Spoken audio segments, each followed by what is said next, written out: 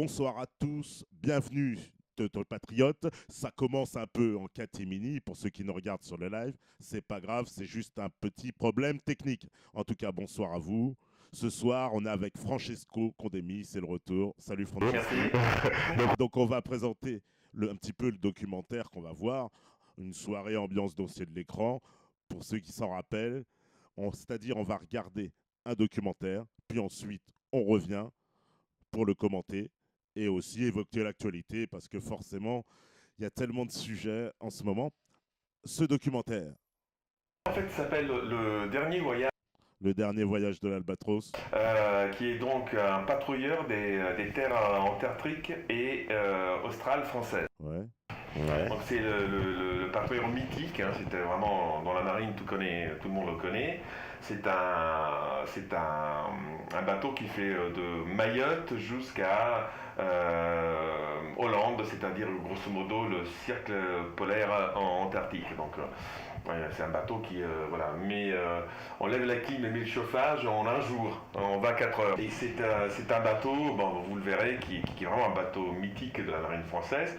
Maintenant, il est passé, donc, il est parti au cimetière des bateaux. Il a été remplacé par un autre bateau de la marine qui s'appelle l'Astrolabe, donc fameux bateau qui appartenait à messieurs La Pérouse. Ah, d'accord. Pendant la... Et donc, bon, on verra très bien un peu l'esprit de la marine de l'époque, parce qu'on voit très bien que ça marche, c'est une société à part. Alors, c'est un documentaire qui était une des dernières productions de Clapton 6, et qui a obtenu, parce que bon, le climat dans les TAF, c'est différent, hein, donc on a obtenu des subventions du ministère de l'Outre-mer, qui sont passées par le CNC et tout ça, mais à la fin quand on l'a montré à la marine, on n'a pas eu vraiment les louanges du CIRPA, du service Le CIRPA, ceux qui filment pour l'armée. Voilà, donc il se trouve que c'est quelque chose tout à fait conventionnel, vous allez voir, c'est la chose la plus mainstream que j'ai fait de ma vie, mais ça n'en pas plus. Donc voilà, on le voit maintenant, et puis bon, on en parlera, parce qu'on voit très bien comment ça se passe au point de la marine, toutes ces histoires, c'est pas toutes ces histoires qui existent sur le mariage homosexuel, sur le racisme, enfin la marine, on n'en parle même pas. D'accord. Ça marche, c'est un monde à part, les gens sont là pour la France et ils s'occupent de ça, ils s'occupent de leur pays et de faire bien marcher leur bateau. Et c'est quand même quelque chose de salutaire parce qu'on voit très bien qu'ils peuvent, avec des gens qui sont très différents. Vous avez par exemple un sous-officier de l'Albatros qu'à l'époque, maintenant il est en poste ailleurs, qui est toujours marié avec un homme, hein, et qui partage la chambrée avec un autre Français d'origine musulmane et qui lui fait la prière 5 fois par jour. Donc dans la marine ça marche. C'est énorme, mais dans la marine ça marche et c'est intéressant de voir ça. D'accord. Donc, vous allez vous faire votre opinion. On regarde le documentaire. La régie est calée. On va me faire un signe.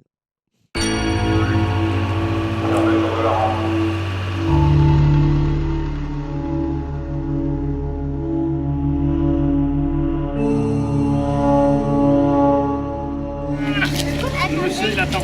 Voilà, regarde monsieur là.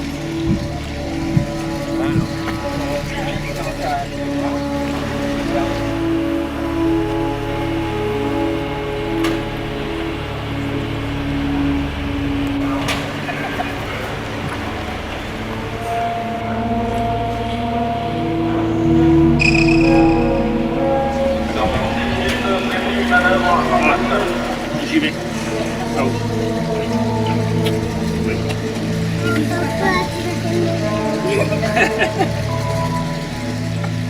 Allez. Ça, j'arrête maman. Hein. D'accord. D'accord le grand. Arrête à zéro.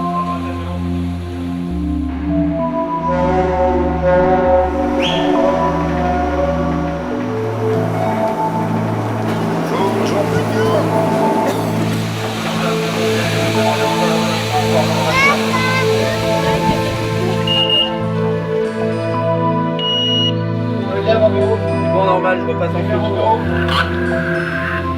Est-ce que vous êtes parés pour les laisser le bar? C'est parti. Allez.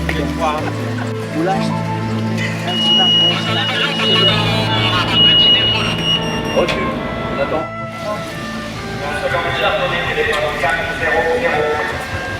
Le bar d'abri, comment là-bas? Cohérent par avion.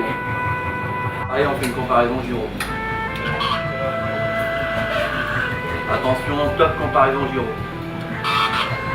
Cohérent. C'est bien? Cohérent. Terminé pour les essais de barre, tu rappelles les deux comptés.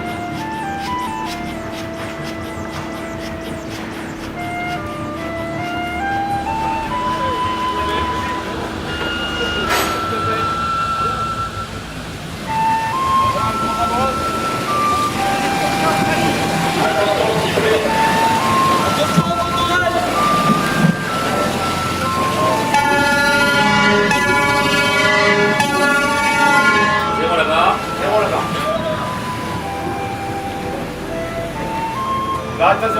Bien, à droite 15. À droite 15. La barre est 15 à droite. Bien. On est clair sur tribord.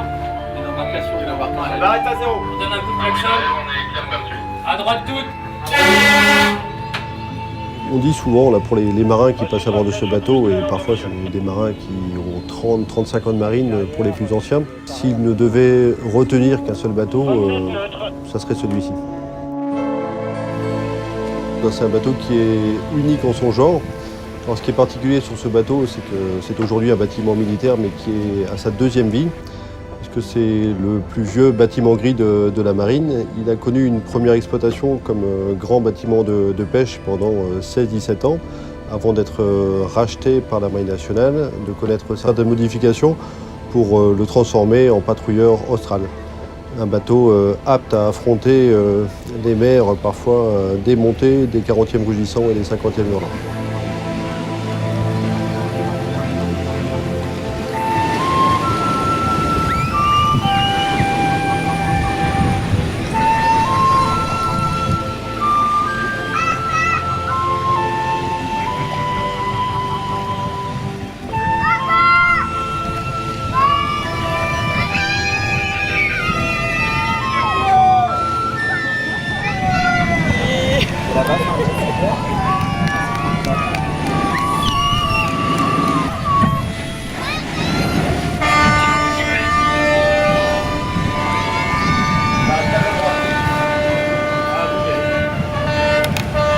Passer en allure de route, machine avant 0,80.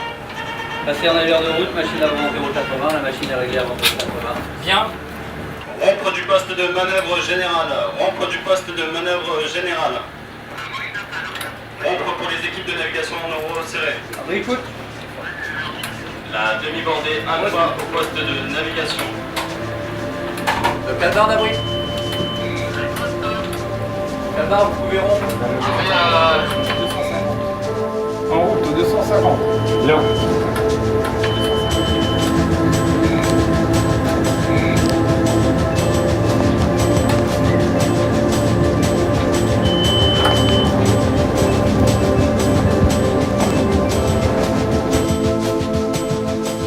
Barre 10 à droite. Bien.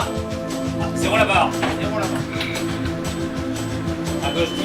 10.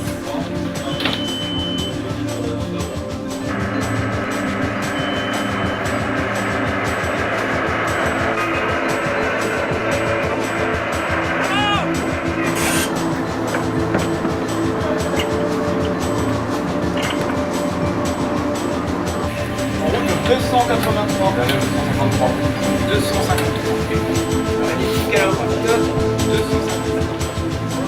290.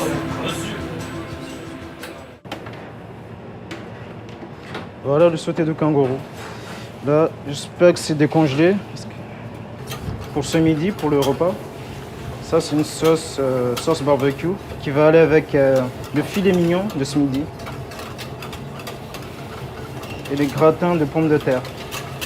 Je suis le quartier-maître de première classe à Hamada Toumani. Du coup, ça fait 8 ans que je suis dans la marine. Et là, ça fait que 1 an que je suis en campagne, à La Réunion. Et aussi, ça fait que 1 an que je suis en cuisine. Du coup, c'est pour changer un peu, voir autre chose. Il est possible de vivre ensemble. Si on part 1 mois et demi en mer, c'est autre chose. Il faut qu'on soit tous ensemble. Il faut qu'on vit ensemble. On est tous les jours ensemble. C'est comme ils disent, on est ici, c'est notre deuxième maison. Là, je sors de la cuisine, là, j'ai fini la cuisine.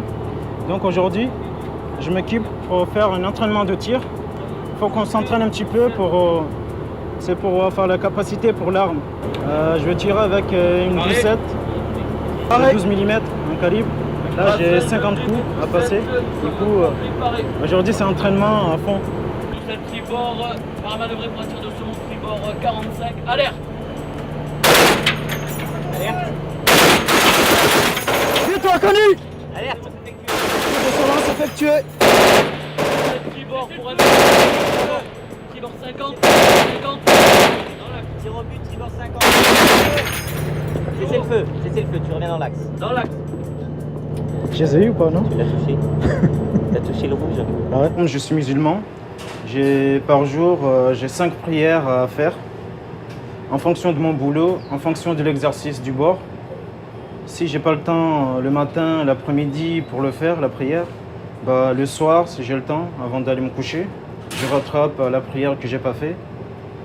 Avec tous mes collègues, soit je fais le tout seul, soit chacun fait dans son poste. Alors, ça se passe très bien en général. Il n'y a pas de problème. Quoi? Oui, c'est vrai.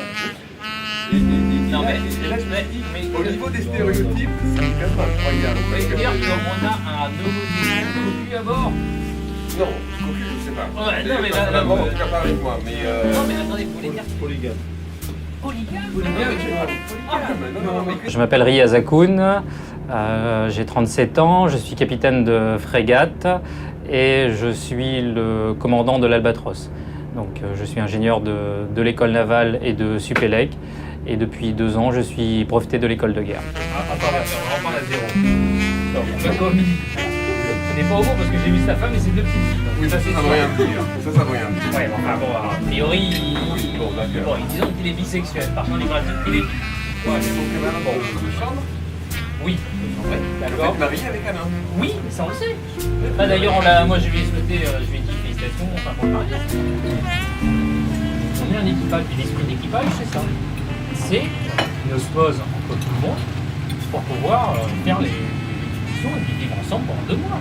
Vous imaginez, on peut avoir on peut ne pas être pour le mariage homosexuel, être pour homosexuel tout court ou bisexuel, ne pas avoir d'attrait particulier. Je sais pas si François est bisexuel ou à l'arrière, je m'en fiche. C'est sûr, on sait ça. On sait. Bon, voilà, avec la petite maladie, tout ça, on pourrait porter machin, mais in fine, à l'arrière, on s'en fiche, quoi. Ce type, de toute façon, c'est lui qui tiendra votre ligne de vie quand vous devez descendre dans les embarcations. C'est ce type qui tiendra une arme de 12-7 ou de 40 mm. Et donc, on met notre vie en jeu entre les mains de son compagnon de chambrée, entre les mains de son compagnon de carré. Et donc, on est quand même obligé de partager des valeurs communes et de s'entraider. On n'a pas le choix. Donc, un équipage de bateau est à l'image de la société. Nous avons donc à bord des gens de confessions différentes qui, effectivement, décident de partager les 4 valeurs qui sont marquées au fronton de tous les bateaux de la Marine nationale: honneur et patrie, valeur et discipline. Nous nous retrouvons tous autour de ces 4 valeurs qui permettent de créer cet esprit d'équipage et finalement d'être solidaires tous ensemble pour les missions que nous avons à réaliser. En fait, vous savez, on représente la société. D'abord, il y a des musulmans, je crois qu'il y a il y a des blacks, moi je suis bronzé, je suis rayonné, il y a des basques, il y a des bretons de Corsal, il y a des mecs du nord, des mecs du sud, on a de tout. Et honnêtement, ça ne pose pas de problème parce que justement, la laïcité, c'est ça, c'est le savoir vivre ensemble. L'esprit d'équipage est au cœur de ce commandement. Puisque quand on se retrouve à la dérive dans les Kerguelen avec une avarie moteur, c'est l'esprit d'équipage et la combativité des mécaniciens qui leur permettra de réparer. Lorsqu'il s'agit de préparer à manger dans des conditions extrêmes de mer, c'est la solidarité et l'esprit d'équipage des cuisiniers qui permettront de le faire.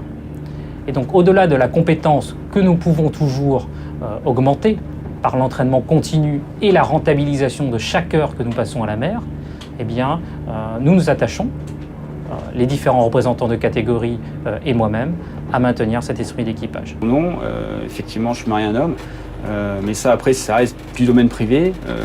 La société a évolué, le mariage pour tous s'est passé.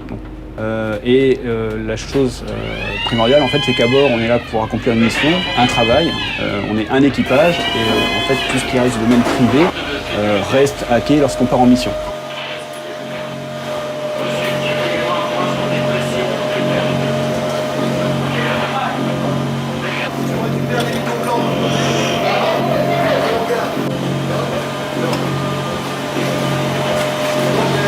Position semi-basse. Complet de poste de sécurité en 4 minutes.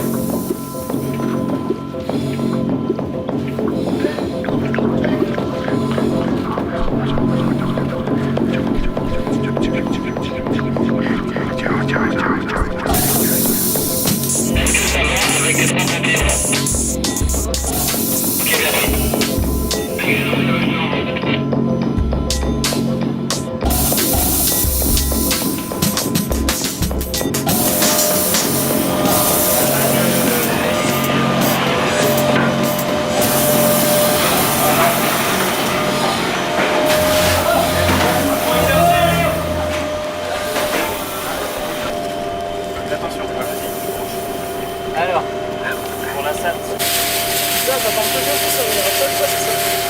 Putain, ils ont tout gagné. C'est pour ça, avoir un show sur ça. On verra si ça marche. Le feu est éteint en cafétéria. Pour nous, ça s'est bien passé.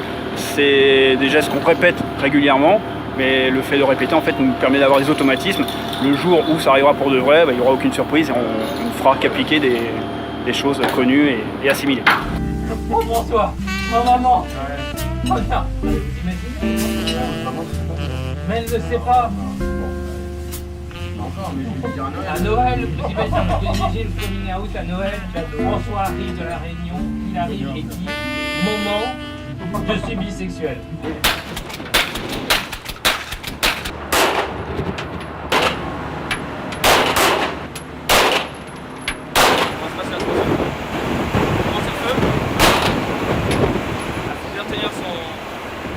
Alors c'est depuis le lycée à peu près que j'ai souhaité rentrer dans la marine en tant qu'officier de marine. Donc à partir de ce moment-là, j'ai passé mon bac, j'ai fait une classe préparatoire. Et après je suis rentré à l'école navale qui est située à Lanvéoc, en face de Brest, pendant 3 ans. Et là c'est ma première affectation sur un bâtiment de la marine nationale. J'ai beaucoup de jeunes officiers à bord qui se destinent notamment à la filière de sous-marins. Ces jeunes officiers viennent sur l'Albatros, car l'Albatros est un bâtiment qui navigue, comme je vous l'ai dit, beaucoup, loin, longtemps et souvent seul. Ça leur permet donc d'améliorer leur niveau et leur connaissance en matière maritime et d'être tout de suite en situation de responsabilité. Alors surtout sur un petit bâtiment comme nous sommes seulement 50, et pourtant on doit remplir toutes les missions que doit remplir un bâtiment de combat. Donc forcément, toutes les missions, ça se recoupe. Nous avons le cuisinier par exemple qui est tireur au 40 mm. Moi-même j'ai plusieurs fonctions à bord. Je suis par exemple responsable de la partie langue, apprendre aux marins anglais, responsable de la partie sport, de la partie artillerie, enfin plein de petites fonctions qui sont importantes à bord. Les principales missions de l'Albatros sont des missions de police des pêches dans le Grand Sud, donc dans les eaux froides de Crozet, Kerguelen et Saint-Paul-Amsterdam. On avait quand même une pêche illicite importante qui a atteint son apogée dans les années 97-2000. Il faut savoir qu'au plus fort de la pêche par contrebande, on estimait qu'il y avait de l'ordre de 23 à 24 000 tonnes de poissons qui étaient pêchés tous les ans. L'Albatros a réalisé donc la majorité de ces interceptions en déroutant sur la Réunion une quinzaine de navires. Donc ça commence bien sûr par des échanges à la VHF. On parle au bateau, on essaie de lui faire entendre raison et donc d'accepter la venue à bord de cette équipe de visite. Side to the north, reduce your speed to 5 knots and accept my boarding team to go on your ship. Le dernier en date était pour le coup un bateau très moderne. C'était de l'Apache là, qui a été intercepté dans les eaux des Kerguelen en 2004. Nous sommes en chasse. Et toujours en allant dans cette progression finalement de l'intimidation, on commence à tirer. On tire, on fait ce qu'on appelle des tirs de saumon, qui sont sur l'avant du bateau, qui sont destinés à montrer notre force, notre détermination, sans représenter de danger particulier pour le bateau. De 40 mm et de 12,7 bâbord. Un but fictif à 300 mètres sur l'avant du client situé dans le bâbord 270.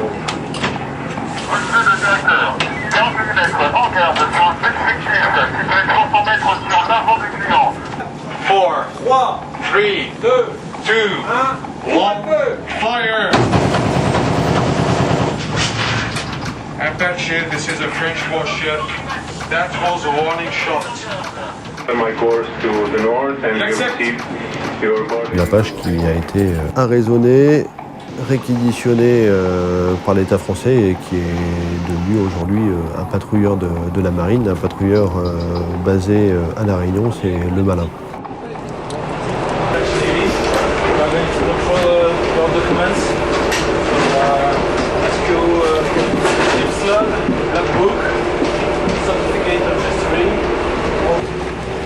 Salida, Céline, position sur la Corneau 11-2 française de 18. And you left V18. Yes, you have that. Yeah, yes, yes. 18.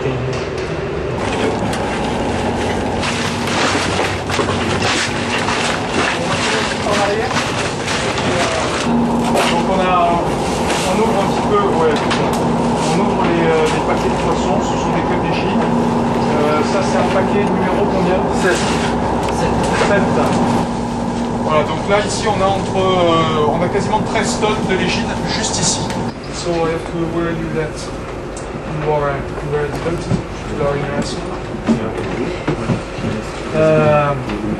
why? Because we thought that you have fished in a French.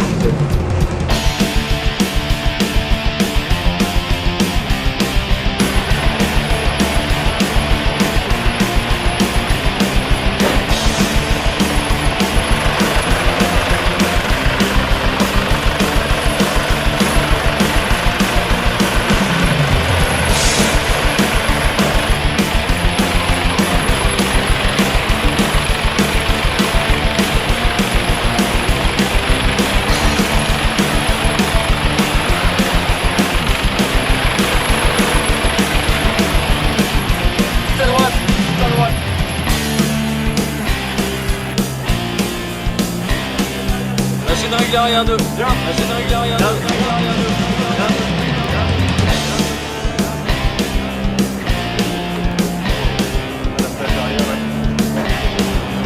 Derrière, c'est la distance du table de l'épreuve de la grandeur pour avoir le table de...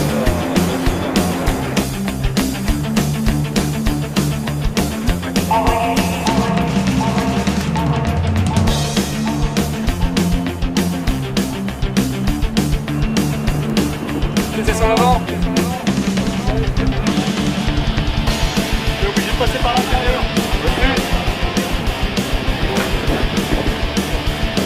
Machine avant zéro, s'il te plaît. Machine avant zéro. Machine avant zéro. Machine avant zéro. Machine réglée avant zéro. Machine réglée avant zéro. Viens.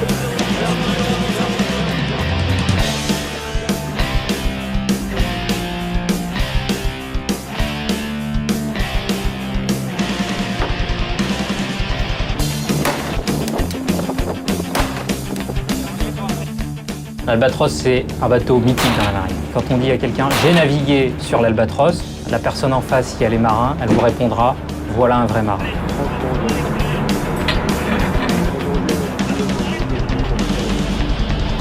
Et donc l'Albatros a servi pendant plus de 30 ans basé à La Réunion pour des missions dans les terres australes, sachant qu'en tout, l'Albatros a fait 82 missions de police des pêches dans les terres australes. C'est donc des mers très formées, des creux qui sont en moyenne entre 10 à 12 mètres et des paysages absolument exceptionnels. De toute façon, on ne sort pas indemne de ces missions dans les terres australes, qui sont véritablement des missions de marins où on navigue loin, longtemps et seul.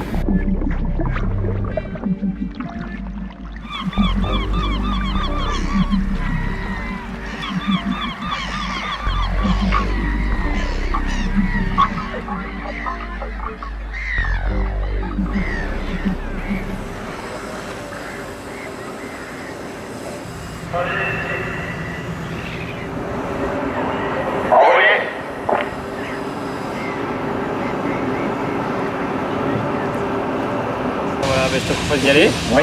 Je suis l'actuel commandant du patrouilleur austral l'Albatros pour encore quelques heures. Voilà, pour ma part, capitaine de frégate de réserve, Didier Niffenegger, qui doit prendre la suite du commandant Hakoun sur le commandement du patrouilleur austral l'Albatros pour les opérations de désarmement. Donc le nom l'Albatros sera soit de pain. Sur la Jeanne d'Arc, on avait fait un peu plus. Il était probable que la Jeanne, dans le contrat européen, puisse être retenue comme l'a été le Clémenceau par les Anglais, ce qui ne nous aurait pas du tout gêné, mais ce qui nous aurait gêné, c'était de voir le nom Jeanne d'Arc partir vers la Grande-Bretagne, chez la perfide Albion, et puis entendre dans le Time, après l'avoir brûlé, on a des membres. Donc le nom Jeanne d'Arc avait été découpé de la coque et non pas peint. Le bateau n'aura plus de nom, il s'appellera Cru quelque chose, avec trois chiffres, et il sera amarré au fond de la basse navale en attendant de savoir ce qu'il deviendra.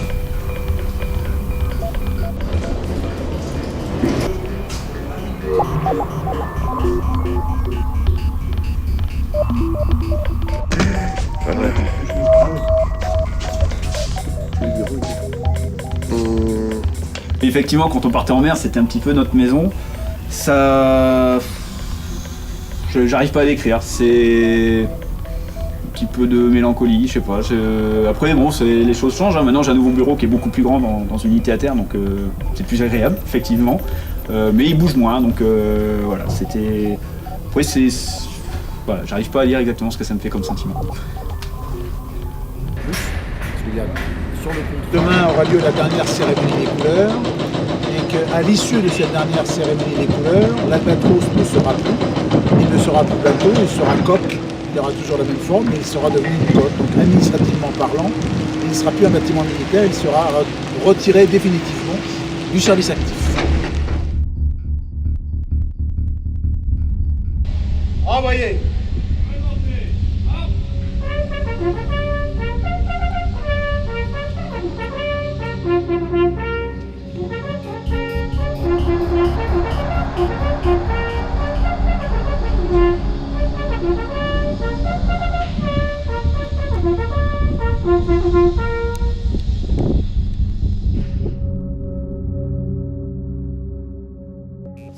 C'est un bateau qui marque les esprits dans la mesure où les conditions de vie sont assez difficiles. Et puis c'est aussi un beau symbole parce que c'est un des endroits les plus reculés de la planète, où la France a toujours maintenu une présence permanente, constante, en y faisant respecter ses intérêts, parfois dans des conditions assez compliquées, et puis toujours dans des conditions où il fallait quand même un petit peu chasser les différents contrevenants aux lois françaises, dans un endroit où il n'y a pas de police, il n'y a souvent pas de loi. Et donc on a fait respecter la loi dans un endroit, un des endroits les plus reculés de la planète, conformément aux intérêts de la France.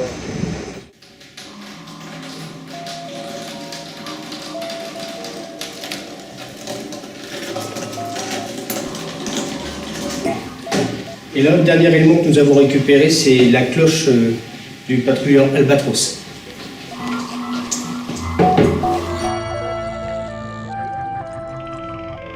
Ce bateau est vraiment un bateau mythique, particulier dans la marine. Vous savez, j'ai espéré pendant presque 25 ans pouvoir embarquer sur ce bateau un jour. J'ai eu la chance de pouvoir le réaliser.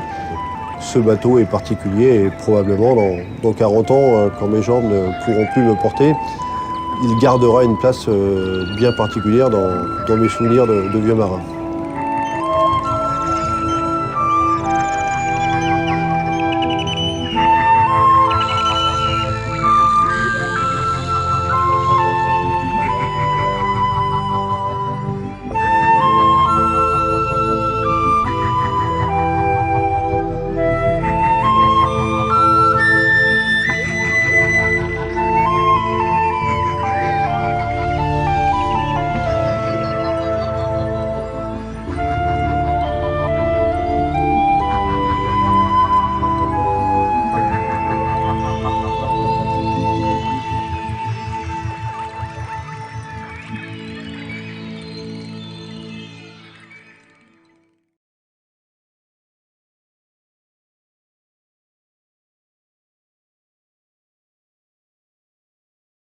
Voilà, de retour donc avec Francesco Condemi après ce documentaire Le Dernier Voyage de l'Albatros. Alors ambiance, comment ça s'est passé ce voyage alors? Écoute, c'était quelque chose, c'était un des plus beaux souvenirs que j'ai, parce que l'équipage, ils étaient toujours sous le coup, ils n'ont pas pu vraiment... On parlait comme ça par intermittence, mais moi ça m'a fasciné parce que j'ai vu quand même des personnages incroyables, parce que quand ils te disent qu'en un jour de temps, ils arrêtent la clim, parce qu'ils sont à Mayotte, et puis descendent vers le pôle sud, et en un jour de temps, des fois, ils arrêtent la clim et mettent le chauffage, tu te rends compte les conditions extrêmes qui sont les leurs.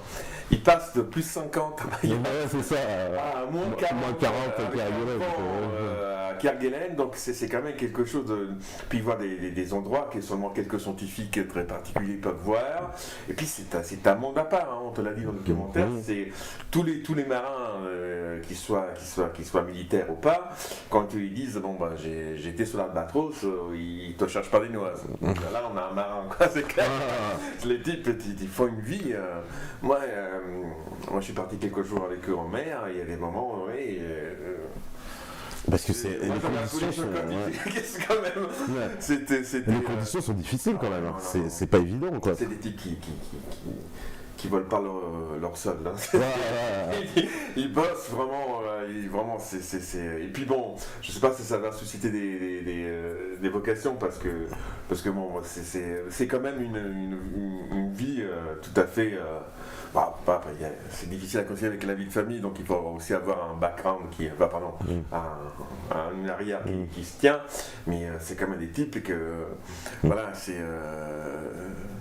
t'as pas le temps de te faire une dépression quand t'es sur... Ah ouais, faut pas être... parce qu'ils partent 5 mois, c'est ça en plus.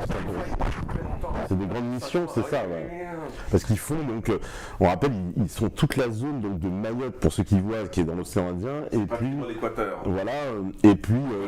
c'est l'entrée du golfe du canal Mozambique, quoi, en fait. Et ensuite, jusqu'à Kerguelen, qui est quasiment le cercle polaire, quoi. C'est au-delà du cercle polaire. C'est au-delà du cercle polaire. Kerguelen, je sais pas. Oui, mais enfin, ils vont au-delà des cercles polaires, donc attention, quoi. C'est quelque chose. Et puis bon, là-bas, il t'arrive une panne, t'arrive n'importe quoi, c'est pas que tu peux appeler personne. Ah ouais, t'es seul au monde. Seul au monde. Et puis ils ont quand même une responsabilité parce qu'il y a des scientifiques qui sont à Kerguelen, qui ne voient personne, qui restent là-bas 6 mois, ceux qui les amènent ou qui les reprennent. Il n'y a pas de vol, il n'y a rien. Hein. C'est quelque chose de particulier. Hein.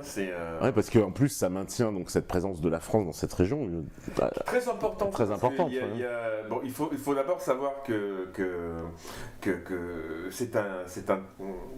la France a le domaine maritime. Oui, le deuxième du monde. Alors on dit le deuxième du monde, mais en fait, et ça sera faux l'année prochaine. Ah bon? Parce qu'il y a toute une rotation au niveau des terres émergées, des terres perdues, et il va devenir l'année prochaine le premier domaine maritime du monde. Enfin, c'est à quelque chose près avec les États-Unis. Hein. Incroyable. Alors, c'est très important parce que, par exemple, le canal de Mozambique, il y a pas mal de grands pétroliers mondiaux qui se sont installés pour faire de manière illégale des sondages, par exemple au niveau du pétrole, dégagés par l'Albatros. D'accord. Donc, il y a, si tu veux, grosso modo, quand tu as un territoire comme celui-là français, si tu n'as pas les moyens de pouvoir jeter un coup d'œil de temps en temps, ben c'est sûr qu'il y a quelqu'un qui s'est installé. Bon, et ça s'arrête là. Tu as eu la guerre, par exemple, on a parlé de la légine. Ouais. Il fallait voir ce que c'est quand même, parce que tu avais ça rapporte tellement d'argent, la légine, donc le poisson, qu'on a en un mois de temps, et le type il partait plusieurs mois pour pêcher de manière irrégulière le poisson, tu t'achètes le bateau neuf.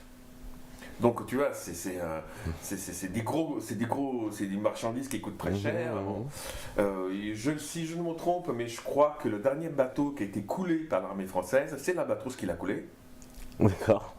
Et donc on a toute une procédure, on fait, vous l'avez vu, Alors tu nous dis qu'il y a le Premier ministre, c'est ça? Alors pour le tir au but, l'autorisation vient directement du Premier ministre. Donc tir au but, c'est quand on va shooter le bateau, c'est ça? On va shooter le bateau. Mais alors le bateau là, il est très bizarre parce qu'il était bombardé tout le devant, qu'on appelle donc la proue. La proue, ouais. Et il est tombé de l'autre côté. Parce qu'en fait, il est très chargé, donc ils n'ont jamais pu voir, mais ils pensent qu'en fait c'est un bateau qui transportait des stupéfiants. Parce que vu l'empressement qu'ils ont eu à dégager, parce qu'ils ne voulaient pas... Ils ne voulaient pas se faire arrêter. C'est leur hypothèse. Quand on va shooter un bateau comme ça, je veux dire, l'équipage de l'autre bateau, il est pris en charge. Ah mais ça, c'est la loi de la marine. La marine, ils te tirent dessus et puis ils viennent te chercher. Ils ont l'obligation de prendre tout le monde et de soigner tout le monde. On ne laisse pas de main mer, c'est comme ça, c'est la loi. Donc on shoot ton bateau, puis après on récupère. Voilà. Et il y a aussi des prises de guerre. Il y a des bateaux qui ont été pris, qui ont été.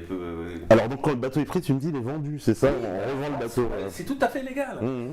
Et puis ils les prennent et puis ils les revendent. Puisque beaucoup de bateaux, c'est la pêche illégale, souvent, c'est ça? La pêche illégale, et il faut voir, hein, par exemple, aux îles qui s'appelle Hollande, il m'expliquait que c'est la meilleure langouste au monde, donc ce sont langoustes vertes qui font comme ça, et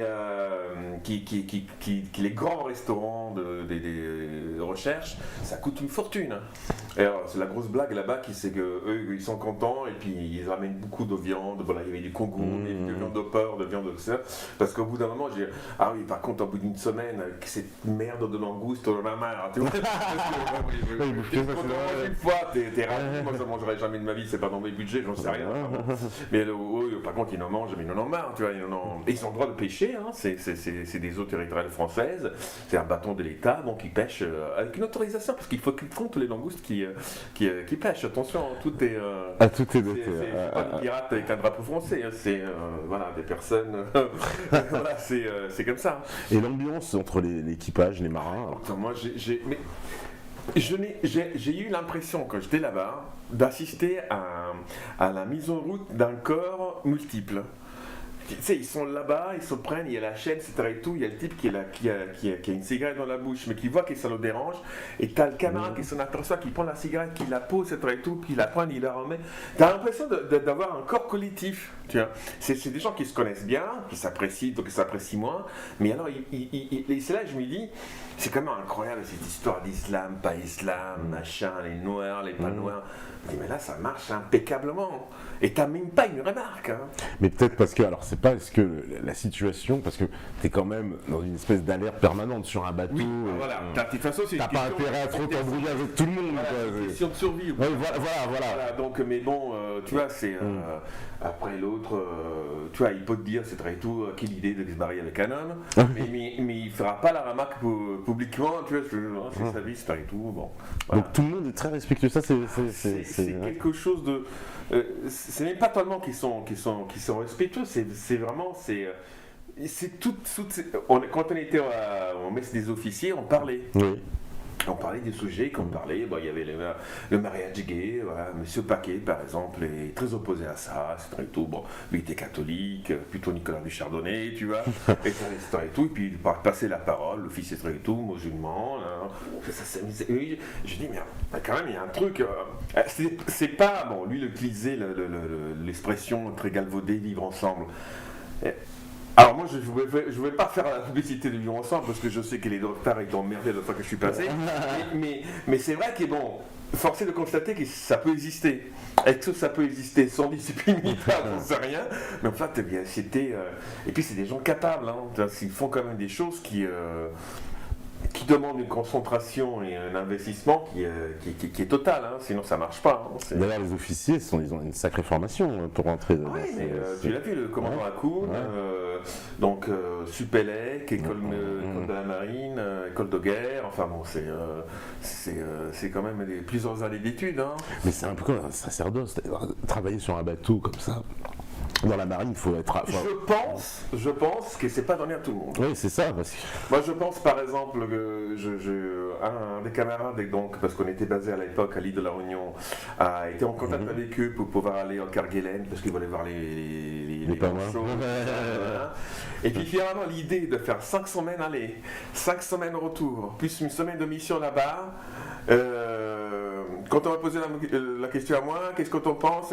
Moi, j'ai eu une seconde de réflexion, j'ai dit non. Parce que responsabilité familiale, je peux pas. Mais et lui, il s'est beaucoup tâté, et puis finalement, il a dit non plus, parce que tu vois, c'est quand même, il y a un moment où tu es en mer, tu surveilles mais c'est long quand même. Tu surveilles le bateau, mais c'est long. Donc, tu vois, c'est... En plus, tu disais qu'il faut avoir une vigilance de tous les instants, quoi, parce que en fait... Ah non, attends, mais c'est à remarquer, tout le monde avait, par exemple, une tenue de vigile de pompier. De pompier, ouais. Et en fait, on a expliqué, le premier ennemi d'un bateau, c'est le feu. Parce que quand tu es tout seul et tu n'as pas de quelqu'un qui peut t'aider à des milliers de kilomètres, d'accord, il faut qu'il n'y ait pas de feu. Enfin, il faut vraiment qu'il y ait... Et en tous les c'est important. Je te garantis que les gens, quand ils fument, il y a une partie qui est différente. Le type, il y a une étincelle qui part de l'autre côté. Il demande pardon à tout le monde pendant une heure, tu vois. C'est parce que ça peut être très dangereux et dramatique. Bah, ça peut être dramatique. Tu me disais que, en plus, des fois, il y a de la houle, il y a des machins. Mais moi, j'ai vu les images qu'ils m'ont donné d'archives là, parce que je m'en rappelais quelque chose. Je les remercie d'ailleurs. Mais il faut voir quand même que t'as le bateau, il est sur des creux de 20 mètres. Tu t'imagines un peu ce que ça fait. Ah ouais. Et ça dure 1 jour, 2 jours, des fois. Tu t'imagines. Alors surtout ce bateau, tu disais, c'est un ancien un ancien bateau de pêche, qui a une forme particulière. Et donc à l'époque, la marine s'était décidé à en faire de ce genre-là. Il a fallu aménager les chantiers navals de Saint-Nazaire pour ce type-là spécial. Et ça coûtait beaucoup moins cher de l'acheter et de le militariser. Donc ils ont pris acheté ce bateau, ils l'ont militarisé après. D'accord, voilà. C'est étonnant ça. Comment je savais pas que l'armée faisait ça. Et donc là, il est remplacé, ce bateau, donc, par un nouveau bateau. Par l'Albatros, par l'Astrolabe. Donc cette histoire de cloche, donc on a redonné la cloche, vaisseau La Pérouse, parce que l'Astrolabe c'était vaisseau La Pérouse, on l'a donné au nouveau Astrolabe, et puis c'est lui qui a remplacé l'Albatros. D'accord, et lui il est quoi? Il est aussi plus moderne, j'imagine? Il est plus moderne, je l'ai vu, bon, il est tout joli, il est tout rouge, enfin bon, il n'a pas de canon apparent, mais il y en a. Il a même des missiles. Voilà, et donc, non, et puis si tu veux s'écarter, il faut se rendre compte ce que ça veut dire, parce qu'en fait, la souveraineté, ou même ne serait-ce que la sauvegarde, la sécurité d'une nation, d'un collectif quelconque, quand tu n'as pas le moyen d'exercer ton pouvoir, en fait, c'est une supercherie et ça n'existe pas. Tu vois, c'est...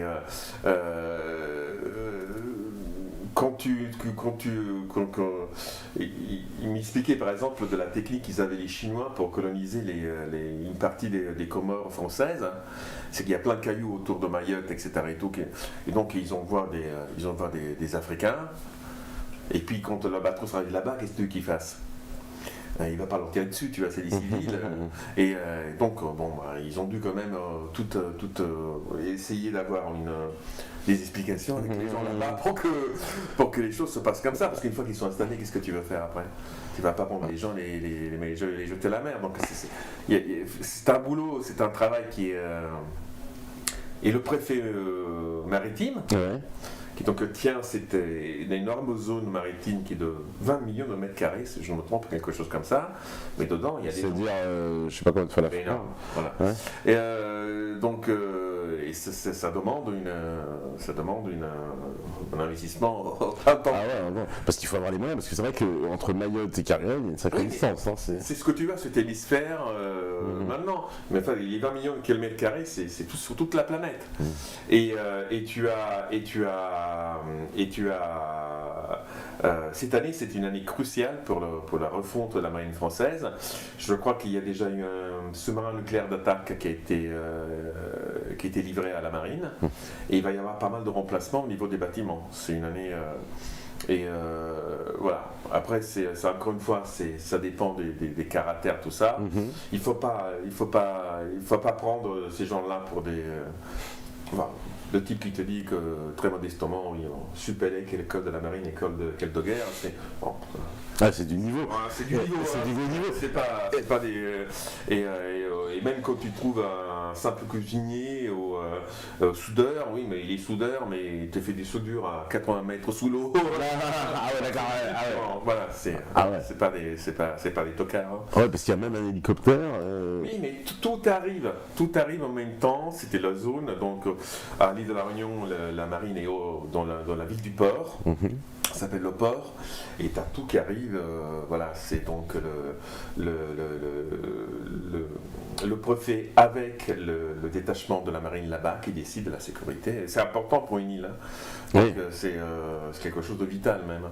Bah, on a pas mal dit en plus la France dans ce coin-là, quoi, en fait. Ah oui, non, mais c'est tout un tas de l'océan Indien, c'est une des zones à l'est où le monde s'est déplacé. Si tu veux, c'est une zone qui devient très stratégique. Le début du canal de Mozambique, c'est maintenant parmi les plus grandes réserves de gaz et de pétrole qu'on trouve en Afrique. Ah bon? Voilà. D'accord. Les concurrents directs des Français là-bas, ce sont les Iraniens. Parce qu'il faut savoir que les Comores de l'autre côté, et c'est pour ça que M. Ahmadinejad, l'ancien président de la République islamique d'Iran, avait fait un voyage officiel de l'autre côté. Il parlait, il y avait beaucoup de Français qui ont été le voir là-bas. Ils sont donc musulmans et il y a une grande influence chiite là-bas. D'accord, oui, parce que c'est musulman. Donc, si tu veux, quand tu grattes, après de l'autre côté, quand tu vas sur la Corne d'Afrique, de l'autre côté, en bas, t'as le bas de la là, on parlait on parlait de l'océan Indien. Non, la Corne d'Afrique. La Corne d'Afrique, oui, la Somalie. La Somalie, oui, mais non, plus bas que ça. Kenya, Tanzanie, Zanzibar. Mozambique. Le Sahel, pardon. Non, pas le Sahel. Ah, ben non, pas le Sahel. Parce qu'après, il y a le Kenya, la Mozambique. Enfin bon, et t'as les Israéliens après, enfin bon, tu vois, c'est toute une succession. Hein. Malheureusement, l'enjeu politique de l'Afrique et je dis malheureusement pour les Africains, parce que c'est eux les premières victimes. Quoique ce matin, j'ai entendu la radio en Italie, j'ai vu que le gouvernement italien a demandé qu'il y ait des sanctions contre la France à cause du franc CFA et de la colonisation de l'Afrique. Ils vont poser une question de sécurité et de décolonisation à l'ONU. Bon. Donc, ça, c'est quand on a parlé la première fois des tensions qu'il pouvait y avoir à l'époque, hein, je ne sais pas que ça va pas vraiment tomber sur la tête à moi. Hein, mais c'est quoi? C'est des vengeances, ça, l'Italie? Attends. On va bifurquer un peu sur... Ouais, parce que là, on va digresser, mais... C'est l'Italie avec... elle a d'ailleurs dit, Salvini a dit que la place des Africains était en Afrique et pas au fond de la Méditerranée, parce qu'en Italie, il faut savoir maintenant que l'opinion publique a changé et qu'on estime que les passeurs et tous ceux qui encouragent l'immigration sont les directs responsables des noyades des Africains dans la Méditerranée, hein, et qu'il n'y a pas question, on va les prendre, on va pas les prendre, ces gens-là ne peuvent pas partir à 200 sur des bateaux qui sont faits pour 40, etc. Et que ceux qui font ça, ce sont les responsables de ce qu'ils qualifient maintenant d'un assassinat de masse. Hein. Alors, moi, je vais te dire la vérité, je suis tout à fait d'accord avec ça. Hein, je pense que ceux qui organisent maintenant cette nouvelle traite négrière et qui font miroiter un Eldorado à des gens qui essayent de s'en sortir comme ils peuvent, ce sont les véritables assassins de tous ces naufrages Après, encore une fois, je parle avec beaucoup de précaution parce que j'ai vraiment peur qu'un jour on vienne me chercher des noirs. c'est vrai que les tensions sont très fortes. Pourquoi? Parce que les Italiens, et c'est pour ça que ce gouvernement est arrivé, et qu'il finalement il y a une entente entre l'ultra-gauche italienne et l'extrême droite identitaire italienne pour un gouvernement de coalition. C'est que parce qu'en fait les Italiens ont mis une croix dessus à l'intérieur de l'établissement, si tu veux, sur l'euro. Ils pensent que l'euro, il est irrémédiablement foutu. D'accord? Et que donc ils sont en train de se préparer à la sortie. De l'euro? Oui, ils sont en train de se préparer à la sortie de l'euro et ils sont en train de faire en sorte que ceux qui prennent, ce soient les Allemands. Les Allemands, en fait, ils vont en prendre plein la gueule. D'accord? Parce qu'en fait, l'économie italienne qui est asphyxiée par l'Allemagne à cause de l'euro va avoir un boost par rapport à ça. Bon, il y aura aussi des perdants, mais pas seulement. Mais sortir de l'euro, ça implique de sortir de l'Union européenne, il n'y a pas d'autre choix. Pour l'instant, le jeu est un jeu de dupes, d'accord? Où les Italiens provoquent quotidiennement l'Union européenne, d'accord, pour se faire virer, et les autres de leur côté disent, on a bien compris ton jeu, donc on te fait des petites misères, d'accord, comme par exemple le budget de alors, bah oui. Mais écoute. Bah alors, justement, sur ce budget, j'ai une question, parce qu'on a vu donc, un budget présenté par le gouvernement, refusé par la Commission, et ensuite on a vu le gouvernement italien reculer, puisqu'il a fait des concessions. Ils ont fait des concessions complètement symboliques. Ah ouais. Complètement symboliques, parce que la véritable, c'est-à-dire la quota 100, c'est-à-dire la possibilité d'aller à la retraite, d'accord, avec le maximum des points, même si tu ne les avais pas, d'accord, elle est passée, et surtout le salaire universel, il est passé. Donc, si tu veux, qui étaient vraiment les 2 points d'achoppement qui étaient énormes, dans une période de récession qui va prendre toute l'Europe. Et si tu veux, comme je te disais l'autre fois, pour l'instant, les Italiens jouent le Brexit contre l'Allemagne et ils jouent l'euro contre tout le monde. D'accord? Et donc, c'est pour ça, si tu veux, avec cette histoire du pacte du Aix-la-Chapelle et compagnie, la catastrophe, c'est que la France est en train de s'accrocher à l'Allemagne d'une chose sur laquelle, vraiment, je voudrais que tu me cites un économiste qui pense que l'euro peut encore survivre. C'est impossible, parce que c'est déjà impossible au départ, mais là avec la situation qui est actuelle, c'était une situation de récession inévitable. Donc, et ceux qui vont se préparer, comme c'est le cas des Italiens, d'accord, vont pouvoir avoir des possibilités de s'en sortir mieux. Quand ça te tombe dessus, c'est la panique. Et puis bon, en Italie on rigole, mais même des gens qui sont très placés à la Lega, par exemple, ils le disent. C'est vraiment pas des gens qui sont vraiment de gauche à la Lega. Hein. Et par contre, ils ont qu'un mot à la bouche, ils te dire, mais écoute, ce qu'a fait Lénine, on le fera nous. C'est-à-dire, on va arrêter. Enfin, c'était bien avant, hein, les empreintes russes. Mais bon, sous Lénine, c'est fini complètement la discussion. Et ben, on fera ça, on va rapudier la dette, on va dire, on vous paye pas. On vous paye pas. Attention, quand on dit on vous paye pas, la dette, elle est partout. Mais, elle est dans le livret A, dans les assurances vie, elle est partout. D'accord. Mais quand tu es vraiment, quand tu es en temps quand tu vas assister à un système qui est tu vois, tu peux faire un paragon par rapport à la révolution russe ou alors la chute du mur du Berlin, mais tu t'en fous. Tu diras, mais si tu fais ça, ça va être un bordel. Ça va être un bordel, oui. Enfin, ça va être très difficile à maintenir une situation normale. Mais quand tu n'as pas une situation normale, tu t'en fous. Hein. Ah ouais, parce que... Les seuls, parmi ceux qui ont vraiment morflé des dettes russes, c'est surtout beaucoup de Français. Oui, les fameux emprunts. Mais bon, pour le reste... Et puis, quand Lénine l'Italie... il n'était pas d'accord, ils ont dit, venez les chercher. Voilà. C'est tout. Ouais, mais là, l'Italie, elle serait isolée quand même, non? Si elle prenait une décision pareille, ce serait... Mais non, mais l'Italie joue la montre, d'accord, au moment où l'euro va inévitablement se casser la figure. D'accord. Puis jouer la montre, à l'heure actuelle, ça veut dire jouer la montre par rapport à quoi? Je te fais quand même signer qu'il y a maintenant un axe qu'on n'avait jamais vu, qu'un axe Italie-Pologne, qui est directement adressé contre la Russie et contre l'Allemagne en même temps. Qui fait que les Polonais, il faudra quand même qu'ils choisissent. Bon, et tu vois, le débat est si lamentablement bas maintenant en France au niveau des médias, quand tu plaques d'un grand bloc populiste, mais qui n'a rien à voir. Par exemple, quand même, les Autrichiens, c'est des faux amis. Ils n'arrêtent pas d'attaquer l'Italie. Ils ont voté les sanctions européennes contre l'Italie. Ah bah oui. L'Autriche de Sébastien Kurz, là. Le type là qui est. Et lui il joue la carte identitaire, donc il emmerde les immigrés. Et en même temps, le problème, c'est que l'Autriche, c'est le faux nez de l'Allemagne, ni plus ni moins. D'accord. Donc ils ont soutenu l'Hollande et l'Autriche pour des raisons complètement différentes, parce que l'Hollande est impliquée dans un scandale qui touche la France avec les banques, on s'en va pas parler, et ils ont voté contre. Ils ont voté favorablement, à des sanctions contre l'Italie. L'Autriche a des revendications territoriales sur le Tyrol italien. Oui, mais alors, pardonne-moi, je connais bien ce sujet-là. Oui. C'était des anciennes possessions autrichiennes. Ils parlent tous allemand. Non, oui, non, mais d'accord. Ils parlent tous allemand. Mais ils parlent tous allemand. Mais la langue, tu te signales que la langue, le français, d'accord, sont des langues nationales italiennes. Mais oui. Tu peux rédiger, quand tu es en Val d'Aoste, tu peux rédiger un contrat. D'accord.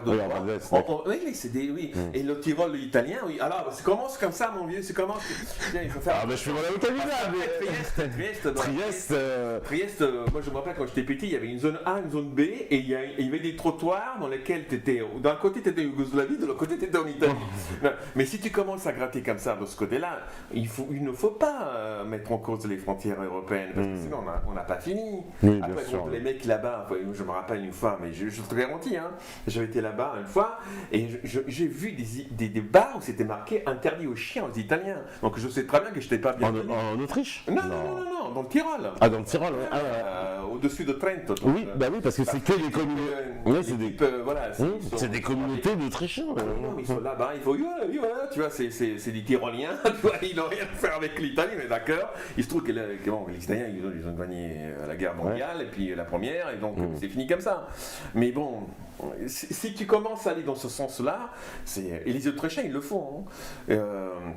Et donc, quand on parle d'un bloc populiste, ça n'a pas de sens. Ça n'a pas de sens. Ça n'a pas de sens. Il faut savoir que quand on dit la droite franquiste revient en Espagne. Ah, c'est Franco, machin, ça revient, le nazisme, enfin ils sont financés par Israël, aussi bien qu'en Ukraine, tu vois.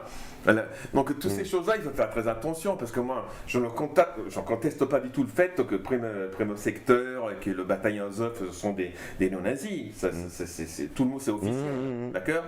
Et eux-mêmes, ils ne s'en privent pas de le dire. Oui, bien sûr. Pourquoi ils sont financés, d'accord, par Israël directement, avec des shekels, avec des dollars. Tu veux dire attends, les Ukrainiens Private Sector, tout ça là ? Mais bien évidemment. Et pourquoi ils sont soutenus par BHL ? Oui, tout à fait, c'est vrai. Enfin, ouvrez les yeux, tu vois. On a des connaissances de tous les côtés. Une fois, j'ai vu des gens que je connaissais qui sont des extrêmes droitards. J'ai dit, écoute, moi, excuse-moi, tu me traites moi de putain juif. Je suis pas sûr que je suis vraiment. Moi, je n'ai pas de l'argent d'Israël, tu vois. Et moi, BHL ne vient pas me soutenir, tu vois. Voilà, donc c'est. Donc tout ça, c'est d'une grande complexité, hein, donc là maintenant, voilà. Après, bon, la bonne nouvelle de cette année, c'est que j'aime bien, que chaque fois que je vais ici, si tu veux, tu me le rapproches. Ah, c'est bien, on a gagné. Voilà. Combien de temps ça va prendre pour que les autres se rendent compte qu'ils ont perdu? Je sais pas, mais on a gagné. Maintenant, c'est les gilets jaunes et c'est fini. La question, c'est savoir comment ça va se prendre. Bah, on va venir aux gilets jaunes. Mais donc, parce que là, quand même, tu as dit un truc très important, puisque tu dis, toi, que ce camp, entre guillemets, nationaliste, puisque c'est comme ça qu'il est vu, l'axe Rome, Vienne, je reprends voilà, les capitales, Prague, Varsovie, etc. Enfin, partout où il y a des pays, la Hongrie, etc. Tu dis ça n'existe pas en fait. C'est une illusion. Réaction populaire de partout, des gens, d'accord, qu'ils ont vu qu'à force de pas s'énerver parce qu'à chaque fois qu'ils n'étaient pas contents, c'était le début de la Shoah, ou à chaque fois qu'ils voulaient des augmentations des salaires, ou le maintien des retraites, alors ils pouvaient foncer dans l'homophobie ou je sais pas quoi. Bon, tout ça c'est fini maintenant. Il y a des gens comment ils disent, mais ce type-là, tout ce que je vois, c'est qu'ils disent qu'il va garder l'éducation pour mes enfants, les écoles pour mes enfants, les retraites, etc. Et tout. Donc après ça va être au camp droitard, on va dire, de pouvoir démontrer. Et surtout de pouvoir sortir de cette politique-là, parce qu'ils n'ont pas les moyens, pas plus que Macron a les moyens de faire autre chose. Hein. quand Madame Le Pen commence à dire qu'elle s'en fiche maintenant de l'euro et de l'Europe, ah bah oui. Alors, tu m'as volé ma question d'après. Si tu fais pas ça, bah reste chez toi. Bah parce que elle se place en plus. Non, on va dire que c'est tactique. Oui, mais elle se place quand même dans une stratégie où elle se dit justement, je vais m'associer avec Salvini, avec les Italiens, avec les Autrichiens, avec peut-être les Polonais, les machins, puis on va changer l'Europe. Parce que c'est ça la stratégie. Oui. C'est un peu, moi j'y crois pas du tout à titre personnel, mais c'est ça la stratégie qui est présentée. Il y a une voie, si tu veux, électorale et politique, je pense que c'est celle-là. Le problème, c'est que, je ne sais pas si elle a dit ça parce qu'elle ne veut pas faire peur aux gens, quoi que ce soit. Si tu ne mets pas en cause l'Union européenne, si tu ne mets pas en cause l'euro, mais qu'est-ce que tu. Si tu veux, même la détestation, même la haine que maintenant certains gilets jaunes ressentent par rapport à Macron, je la comprends quand même, hein, parce que la répression était inouïe, hein, on n'a pas vu ça depuis la guerre d'Algérie, hein, et c'est probablement même plus fort que pendant la guerre d'Algérie. Mais Macron n'a aucune marge. Si tu restes là-dedans, tu n'as aucune marge. Donc, quel que soit le champion de la politique gouvernementale, si tu restes là-dedans, tu ne peux pas. Oui, bah, c'est ça le monde. Une fois, ça t'a fait rire, je dis, l'Europe, capitale, Berlin. Donc, une fois que tu ne sors pas de là, c'est fini. Tu vois. Et donc, voilà, c'est comme ça se passe. Donc, là, maintenant, tu as tout ce truc-là qui arrive et qui a balayé déjà l'Europe, hein, parce qu'il ne faut pas attendre plus une vague droite qui en a maintenant, parce que tout va passer à droite. Toute la question, c'est qu'est-ce qu'ils vont faire, ces droitards. Parce que s'ils veulent continuer à rester dans l'Europe, ils veulent tous rester dans l'Europe. Parce qu'ils se disent, on est tous de droite, on est tous nationalistes, et ben on va tous s'associer, puis on va mener la politique européenne qui va dans l'autre sens. C'est ça. Ils vont s'en prendre au kebab, à la viande halal, mais ça va pas changer la vie et ça va pas changer l'organisation des personnes qui ont besoin d'aller à une retraite, d'hôpitaux efficaces. Donc c'est ça. Si tu veux faire une autre politique, tu ne peux pas rester Union européenne. L'euro, j'ai vu sur Internet, il y avait un très beau débat entre Jacques Sapir, Delamarche, et il y avait une troisième que j'oublie tous son nom, qui est brillantissime. Ah, c'est Olivier Derrière. Oui, voilà. Et il disait, tu vois, l'euro, c'est comme si tu as des chaussures, et puis tu en as un qui a 45, et l'autre il a du 41, et en fait, c'est du 43 pour tout le monde. C'est 42. Il y en a un qui morfe dans l'histoire. Voilà. Tu comprends ? Complètement. Voilà, donc ça ne peut pas marcher. Ça ne peut pas marcher. Structurellement, ça ne peut pas marcher. Là maintenant, si tu veux, on s'est sauvé à chaque fois en comprimant les peuples. Donc ça a été au bout d'un moment les réformes sur les retraites, sur la sécurité sociale, puis l'ARS, et puis à un moment donné, ça ne marche plus. D'accord ? Et imaginez qu'on peut appliquer une politique répressive du point de vue économique sur l'Italie comme ils l'ont fait en Grèce, c'est pas possible. Bah, ils ont tenté quand même en Italie au début de l'école. Enfin Matteo Renzi, mais avant c'était Monti. Je sais pas si tu te souviens, mais les crises qui ont commencé entre l'Union européenne et l'Italie à un moment donné, dès que en fait Salvini en a joué tous les jours la provocation. Parce que lui, son rêve, c'est de dire c'est pas moi viré. C'est ce qu'il voulait. Et puis quand elle a vu que c'est pas possible et que les autres de manière beaucoup plus sournoise et plus perverse, on a dit oui, mais attention, il y a quand même ça à payer. Hein? Il a baissé. Et après, la droite s'est appuyée sur l'ultra-gauche en disant, et l'ultra-gauche a dit, mais moi je ne peux pas faire au-delà. Je ne peux pas toucher ni à la quota 100, c'est-à-dire aux retraites par entière, ni au salaire universel, parce que ça fait partie de mon contrat du gouvernement. Parce que les mouvements 5 étoiles, un contrat du gouvernement, un contrat déposé au Trésor public avec ses électeurs. Donc moi je ne peux pas, parce que sinon je suis obligé de démissionner, alors on met droit au tribunal. Donc je ne peux pas dire, il ne peut pas, donc on s'arrête là. Voilà, on a fait semblant de reculer, on a fait semblant de se fâcher, vous avez fait semblant de dire que ce n'était pas possible, et puis on continue. Mais alors c'est quoi le jeu du gouvernement italien ? C'est de faire exploser l'Union européenne, mais sans le dire, c'est quoi ? C'est exactement, tu as tout compris. Ils savent que c'est le Brexit, là, ça va arriver, ça va être un hard Brexit. Et puis en plus, voilà, alors pour ceux qui n'ont pas suivi, ça a été voté au Parlement britannique, ça a été refusé. Et donc c'est fini. C'est fini. Elle doit représenter, d'ailleurs, aujourd'hui, j'ai pas suivi. Elle doit représenter, c'est fini. Mais bon, c'est terminé, quoi. Donc, okay. L'Union européenne, c'est pas qu'elle va exploser un jour, elle est en train d'exploser, d'accord ? Donc toute la question est de savoir qui va être le dernier dindon de la farce à récupérer tout le merdier. C'est parti, ça va être la France.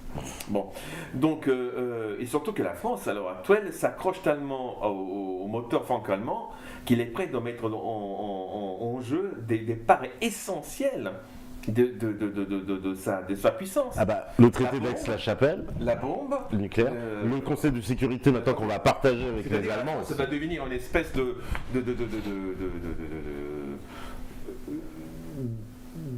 de principauté de Monaco au sein de l'Europe allemande. Au sein de l'Europe allemande. Ouais. C'est n'importe quoi. C'est avec les statuts spéciaux pour l'Alsace. Oui. Voilà. Donc, et tout ça, c'est pas un délire.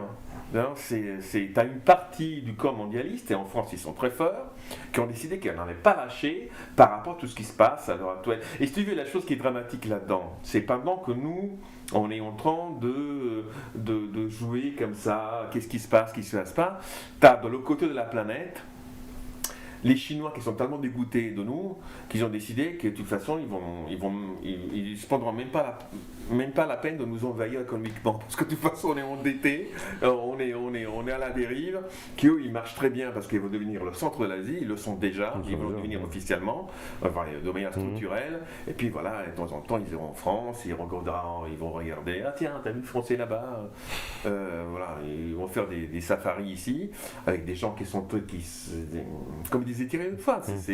Les gens t'ont beaucoup critiqué là sur les réseaux, tout ça. Les réseaux des Français va s'effondrer. Ah bah oui. Et avec les gilets jaunes, ce qu'on a découvert, c'est que les frigos étaient déjà pleins, déjà vides. Donc après, tu vois, tu peux toujours, il y a toujours ces discussions antipathiques sur qu'est-ce qui se passe, etc. et tout, et puis les gens commencent à parler de cette obsession de ces gens qui sont restés bloqués sous les cadres de la Deuxième Guerre mondiale, et puis les juifs et pas les juifs. Mais enfin, ton frigo, il est vide, tu penses que les juifs vont venir la nuit et qu'ils vont te le remplir ou qu'ils vont te le vider complètement. C'est complètement absurde, ce sont des conneries tout ça, tu vois. T'as un réseau pro-israélien qui est très fort, qui d'ailleurs n'est pas 100% juif, d'accord, et t'as la question des banques. Et là-dedans, encore une fois, les banques, et les colorées d'une certaine manière, il n'y a pas que des juifs dedans. Tu as les médias qui sont très puissants, mais bon, excuse-moi, t'es pas financé. Tu vois, par les juifs, non. Donc, c'est tout. Et puis, encore une fois, la chose que moi j'ai retenue de tout ce mouvement des Gilets jaunes, c'est la synthèse parfaite qu'a fait notre camarade Alain Benajam, à auquel on souhaite un bon rétablissement. C'est que les cadres politiques intérieurs ont complètement explosé, ils sont complètement dépassés. Qu'il ne faut plus raisonner comme ça, et que les Gilets jaunes n'ont besoin ni de se faire représenter, ni de se faire aider, et qu'en fait, par le réseau, tu te rappelles toute la discussion que tu as eu avec Alain Benajam sur les bifurcations, l'intelligence individuelle est découplée par l'intelligence collective du réseau, et qui fait que, regarde comme les Gilets jaunes arrivent à mener en bateau, d'accord, tous les plans de sécurité qui fait. C'était impossible ça. Mais là maintenant, à chaque fois, les Gilets jaunes, quand ils font quelque chose, ils gagnent. D'ailleurs, en parlant de Gilets jaunes, on a vu justement Matteo Salvini soutenir les Gilets jaunes. Il a même apporté le rêve. Alors j'ai même entendu, tu peux peut-être nous confirmer l'information, qu'il offrirait l'accès de sa plateforme. Alors d'abord, maintenant ils se baladent tous les deux d'Imaï, donc la gauche. La gauche, d'accord, oui. Ils ont comme doublure à l'intérieur un gilet jaune. Tu l'as vu ça? Ah d'accord, j'ai pas vu.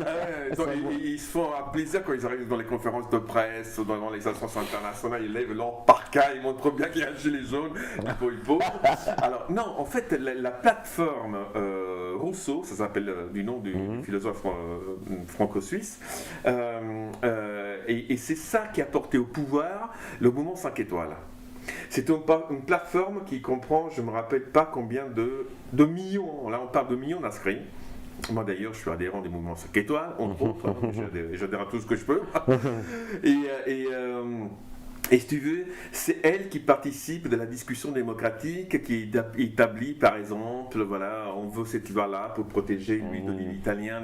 Et quand je te dis, le mouvement 5 étoiles est une vitrine de cette plateforme-là informatique. D'accord. Mais vraiment, ni plus ni moins. Et en plus, ils établissent un contrat de droit civil avec ses propres électeurs. Hein.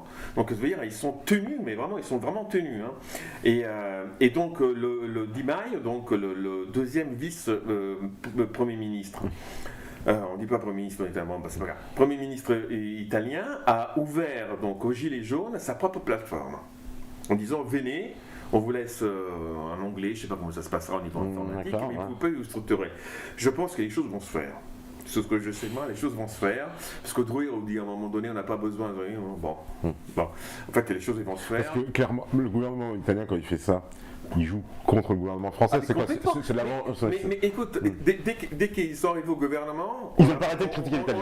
On parlait du gouvernement, c'est ce que c'était la lèpre. C'était la lèpre, les traités de fascistes, le retour des chemises noires, de machin, on a tout entendu.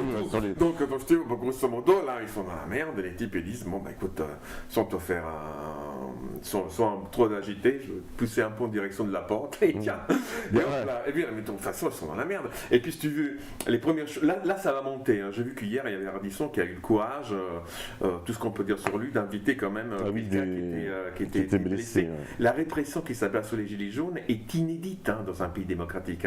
Je veux dire, c'est n'importe quel pays au monde qui aurait fait ça. Ah bah si c'était la Turquie ou l'Iran... Les types, ils étaient rasés au sol. C'est bon, quoi.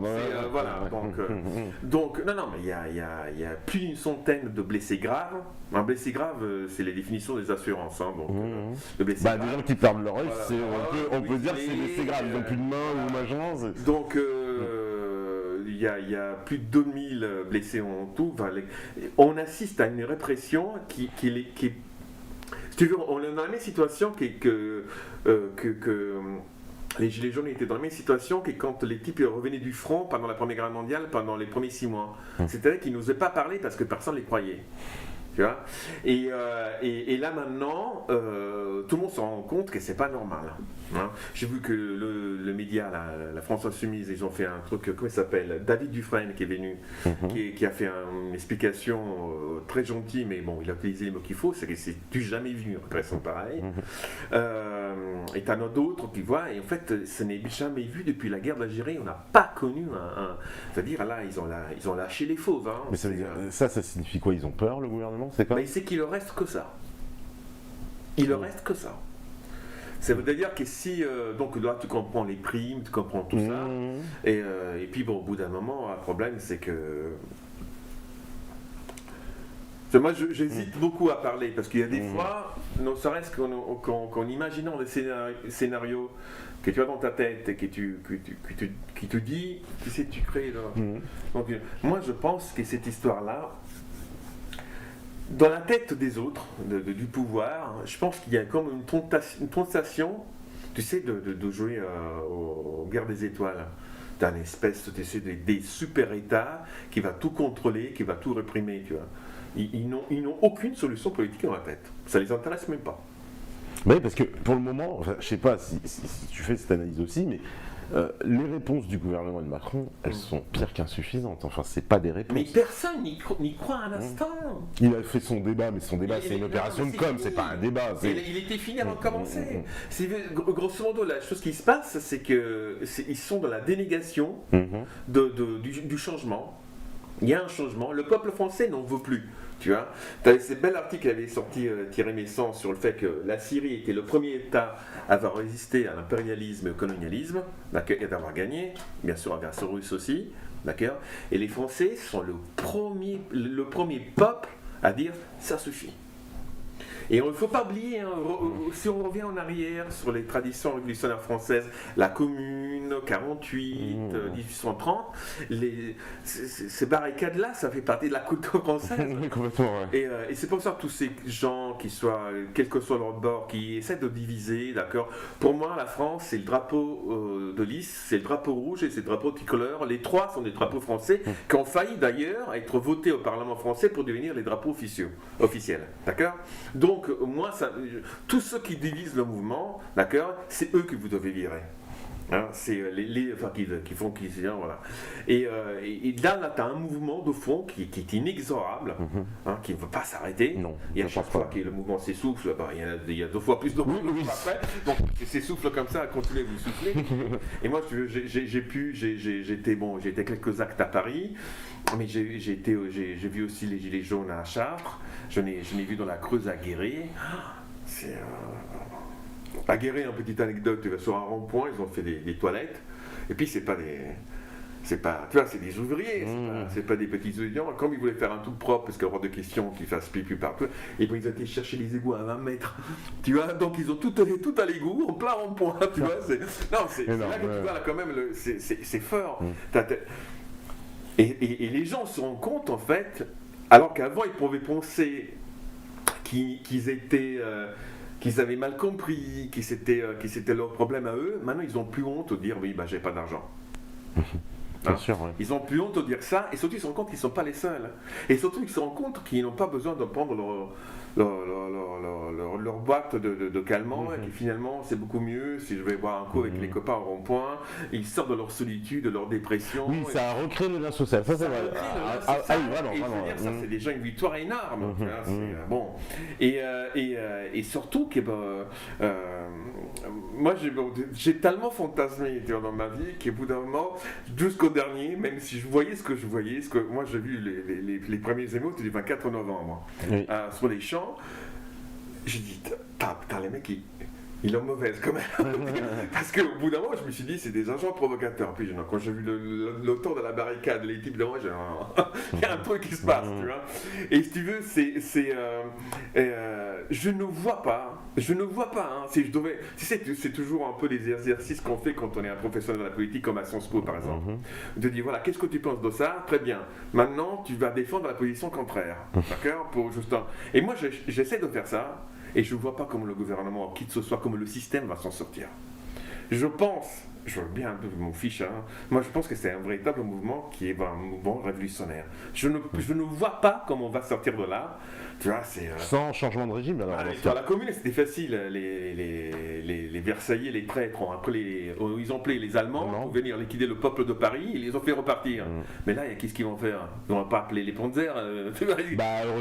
Eugène Ford là, les gendarmes européens. Là. Oui, les gendarmes européens, mais bon, écoute, d'abord ils sont 1000, ils font pas le point.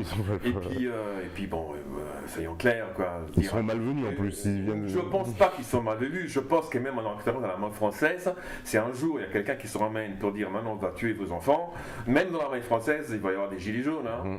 Et d'ailleurs, à la manifestation la dernière, il y a comme un nombre invraisemblable d'anciens combattants qui étaient là-bas pour encadrer la manif. On en voit, qui ont dégagé la CGT. La CGT, oui. Ça, je regrette de ne pas avoir vu parce que quand même la CGT, cette histoire de la CGT, il y a des années quand j'étais jeune, on avait cassé le nez. Bon, tant pis. Hein, mais là, j'aurais voulu voir ça, tu vois. C'est quand les méthodes absolument de récupération abjectes, ils se sont mis au début du cortège, et quand les gilets jaunes arrivent, ils pensaient qu'ils allaient les évader. Ils se sont pris des coups de pied dans les fesses, ils sont dégagés. Et là, tu te rends compte que c'est une table rase. Il n'y a plus de syndicats, les syndicats sont là. Alors, histoire, ils voient que c'est de la place aussi, c'est même pas ça. Les médias sont pas crus du tout. Ils sont en fait dans cette crise, les masques tombent, les médias, les politiques, les machins. Les associations, les partis qui sont tous plus lamentables les uns des autres, d'accord.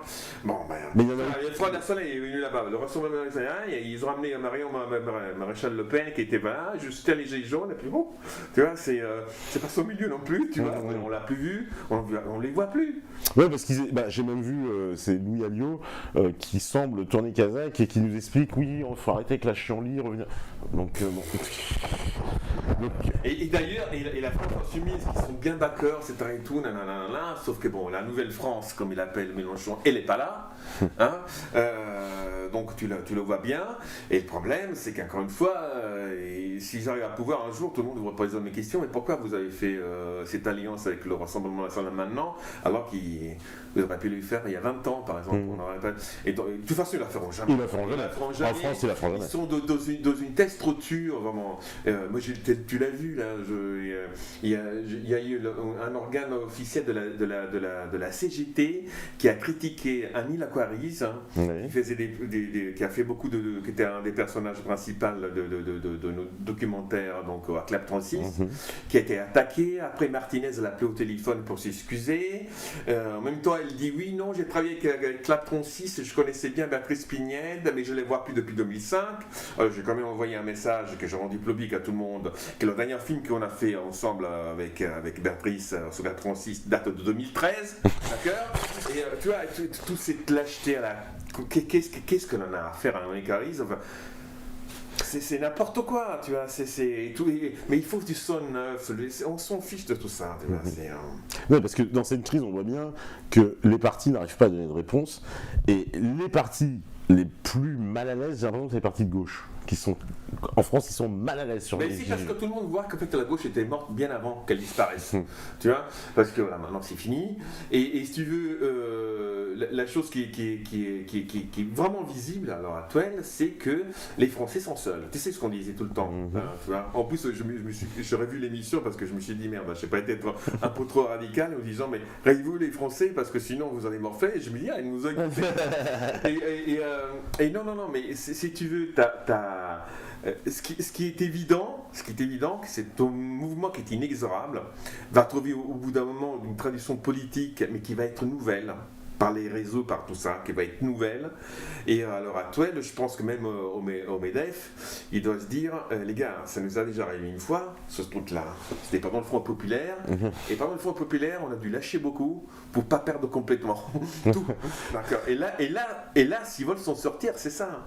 Parce que tu as la France coloniale de Valéry Giscard d'Estaing, tu sais, tous le neveu de Picot, celui-là des accords Picot, etc. et tout, qui maintenant ne savent pas quoi faire pour garder leur. Parce que la France, il ne faut pas l'oublier, la France, quand même, a une petite croissance, c'est quand même des milliers de milliards de PNB par an, c'est un pays riche et très fort. Bien sûr, hein. Et que si on avait une autre répartition des richesses, et surtout si on n'était pas parasité par la banque, mais les revenus des Français, ils exploseraient en quelques mois. Et ce serait la Suisse partout, si tu veux. Et ça, bon, maintenant, par les réseaux, par l'intelligence du réseau s'associer, qu'alors maintenant, tout le monde cherche des situations de repli, tu vois. L'Angleterre a déclaré très officiellement qu'il va étaler ses bases militaires partout, il va reprendre une politique coloniale, que la France fait pareil. L'Allemagne. Alors, l'Allemagne a dit, alors, le discours de Merkel, le 30 juin, elle a dit que l'Allemagne allait se mêler des affaires. On va les faire rentrer, de toute façon, les Allemands, ils sont tétanisés. Je vois, Sophie leur dit, ouais, nazi, ils rentrent. Bon, c'est facile. Mais si tu veux, le truc, c'est que... Non, je rigole, parce que c'est un vrai problème. Alors, bon, mais et tout ça se voit. Et si tu veux, maintenant, la balle est dans le camp du peuple français. Moi, pour une fois, je ne peux pas m'interdire d'être vraiment très optimiste. Je pense que les Gilets jaunes ont déjà gagné. Je pense que les Gilets jaunes ont déjà gagné. Ont déjà gagné, oui. Et toute la question, comment ils vont faire les autres pour pas le dire que vous avez déjà gagné. Parce que regarde, déjà, le fait qu'ils les amènent, que Macron fait ce faux débat, là, pourquoi tu l'as pas fait il y a 6 mois ? Pourquoi tu dis, il faut faire la démocratie? Mais ça veut dire quoi? Qu'on n'était pas en démocratie? Bon, ben, voilà. Et puis, qu'est-ce qu'ils vont sortir de ce débat-là? C'est encore pas grand-chose. Parce qu'il a prévenu à l'avance, il a dit, de toute façon, je ne changerai pas de cap. En gros... Non, il va l'accentuer, il a dit. Je vais l'accentuer. Donc, c'est pas possible. Donc, alors, encore une fois, moi, je pense qu'il y a un moment donné, il va y avoir des épisodes de violence extrême. Mais comment les Gilets jaunes, ils vont pouvoir... Parce que même dans un changement de régime... En France, on oublie aussi, par exemple, pendant... Moi, j'ai assisté avec des Gilets jaunes dans la Creuse. Tu sais, dans la Creuse, il y a beaucoup de chasseurs. Oui. Et moi, j'ai eu un débat entre moi et l'histoire, ça va, c'est demain, on monte à Paris avec que sont les carabines. Et tu sais, un calibre 397, ça t'arrête un camion de la Brinks à 100 km/h. Non, mais je veux dire, les types, ils sont très énervés. Il y a des gens qui sont désespérés. Et surtout, bon, tu vois, t'as pas un horizon d'attente dans lequel tu dis, bon, au bout d'un moment, on fait ci, on fait ça, et finalement mes gamins vont réussir. Non, qui va dire ça à l'heure actuelle? Combien de jeunes diplômés, mais Bac plus 5, Bac plus 8 en France, n'ont aucune perspective? Des diplômés en tout à fait. La plupart se barrent à l'étranger, de toute façon. Ou alors ils se barrent à l'étranger. Et pourquoi? Parce qu'en France, il n'y a plus de possibilités. Tout à fait. Et donc ça une fois que justement que l'euro sera, ces gens vont revenir, ce sera très très très très intéressant d'investir en France parce que la monnaie a dévalué et surtout parce que c'est pas un mystère, il faut lire les chiffres de l'OCDE. L'ouvrier, enfin le travailleur français est le plus productif du monde. Du monde, oui. Tu vois, c'est pas du coréen, du monde. Donc je veux dire, les Français ils sont en train de se rendre compte que par ces tentatives, comme maintenant on peut le dire, de remplacement de population, parce que c'est l'ONU qui le marque dans ses rapports. C'est l'ONU, donc c'est pas l'autre gay, comme il s'appelle. C'est le gay ex-Front National, là, c'est tout beau là, qui se la joue au grand. Comment il s'appelle là Philippot, non? Non, Ex-Front National. Qui a fait c'est la formule, qui a créé la formule de grand remplacement. Camus. Oui, Camus, non, c'est pas lui, hein. C'est marqué dans les rapports de l'ONU, d'accord. Et c'est pas ça. Donc, et en fait, on se rend compte quoi? On se rend que la France est un pays riche, très très très très riche. Et les Français sont en train de dire mais on se fait piller. On est en train de se faire piller. La question qui va être très douloureuse pour certains, c'est quand les Français vont se poser, et j'en arrête pas de dire à mon entourage, et c'est ces deux questions-là que moi je vous suggère de poser, c'est où va l'argent? À qui va l'argent?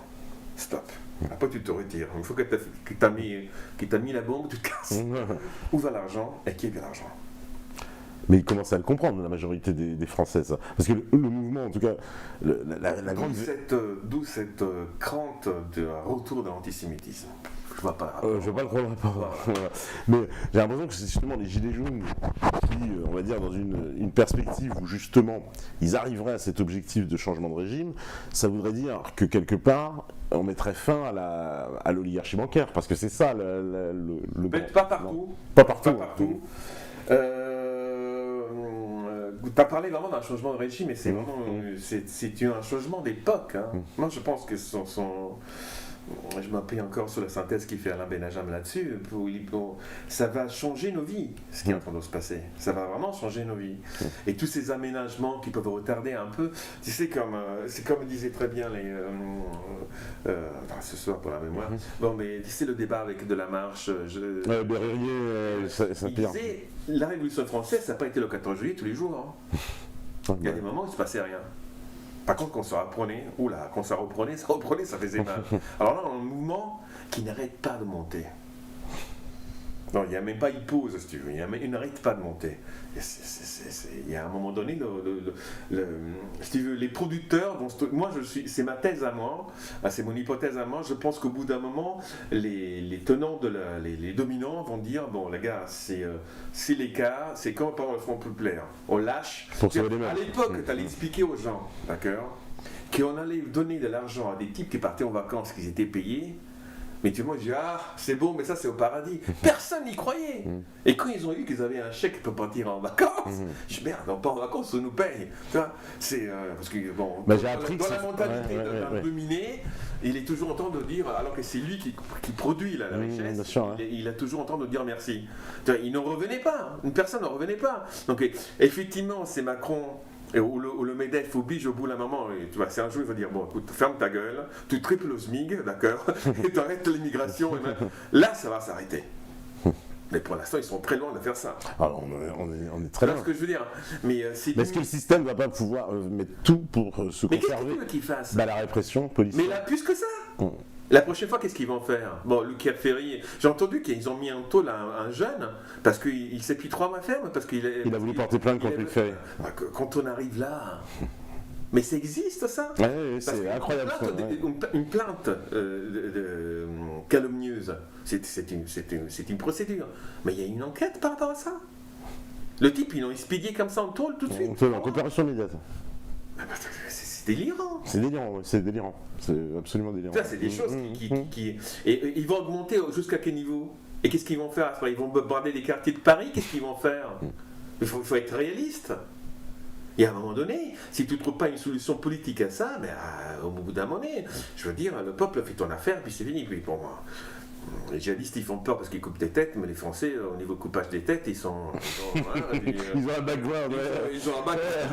Tu vois ce que, non, mais je veux dire, il faut faire attention. Hein. Puis on les a vus, les mecs, hein. Guillotine. Ça, c'est des traditions françaises, tu vois. Il y a une histoire qui est imprégnée, qui est irreprise, tu vois, de révolte, d'insoumission. Les Français, c'est un peuple insoumis. Hein. C'est pas seulement un peuple.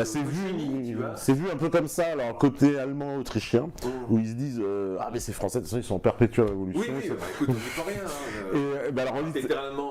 Alors les Allemands ils sont très forts en tout, ce que tu veux. Mais ils se révoltent pas. Bande de moutons. Oui, tout à fait. Excusez-moi, je vais dire et du coup les Italiens ils sont, je parle là pas du gouvernement mais du peuple italien, ils voient ça de façon comment. Les Français, tu sais, les Italiens ils avaient ils ont une grande antipathie pour Macron et tout ça. Ils sont traités comme des chiens. Mais quand tu parles des gilets jaunes aux Français, aux Italiens, il y a un gros sourire.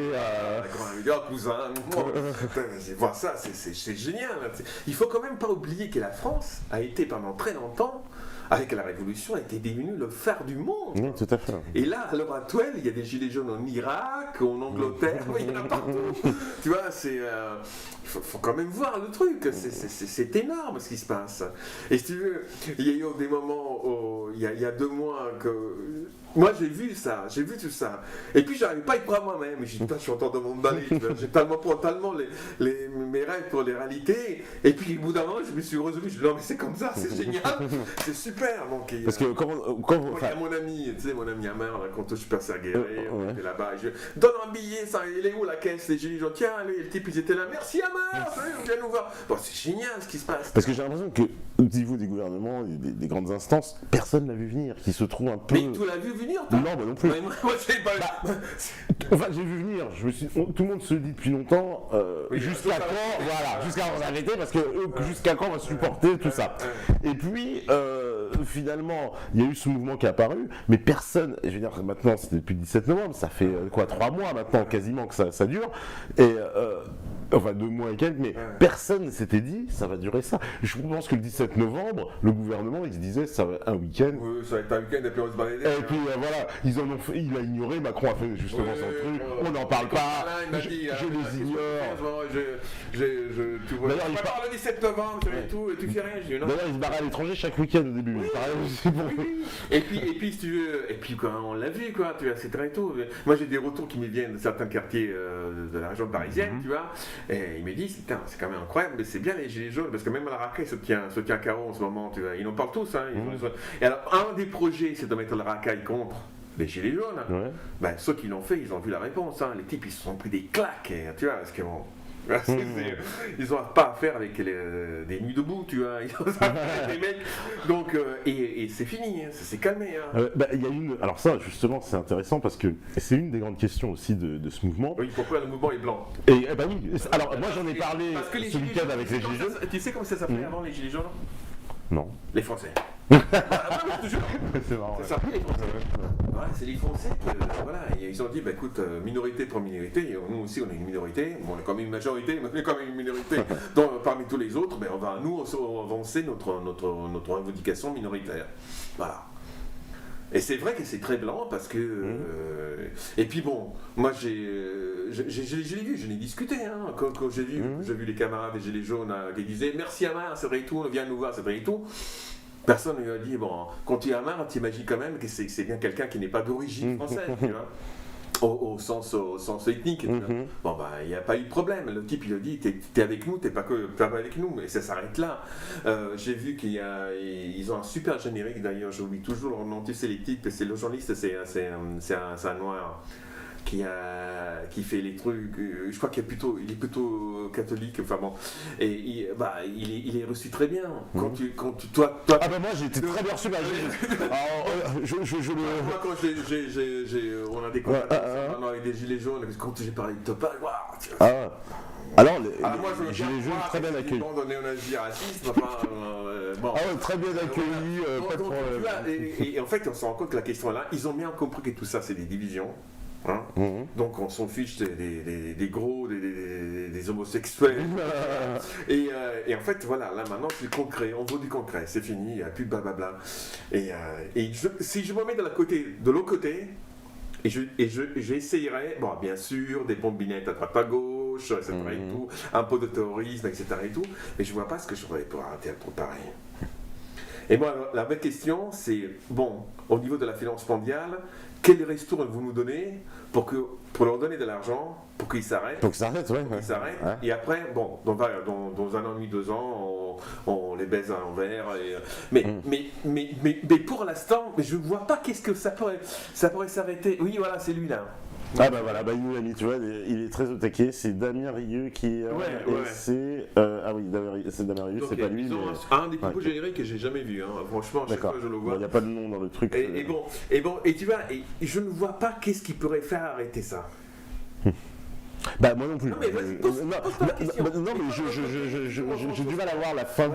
Toi t'es pour l'avortement, très bien. Maintenant tu vas défendre la position de celui-là qui est contre l'avortement. C'est un métier les politiques. Et qu'est-ce que tu pourrais faire? Bah moi disons, pourquoi je vois pas en fait de sortie, enfin que le mouvement s'arrête, parce que pour moi les revendications aujourd'hui, parce que elles ont évolué, mais aujourd'hui ces revendications clairement, c'est des revendications de changement structurel. Voilà, donc on n'en est plus à des mesurettes. Oui. Donc Macron, quand il donne l'aumône, je vais vous filer 10 milliards, non, c'est pas ça que les gens... Ça ne fera rien du tout.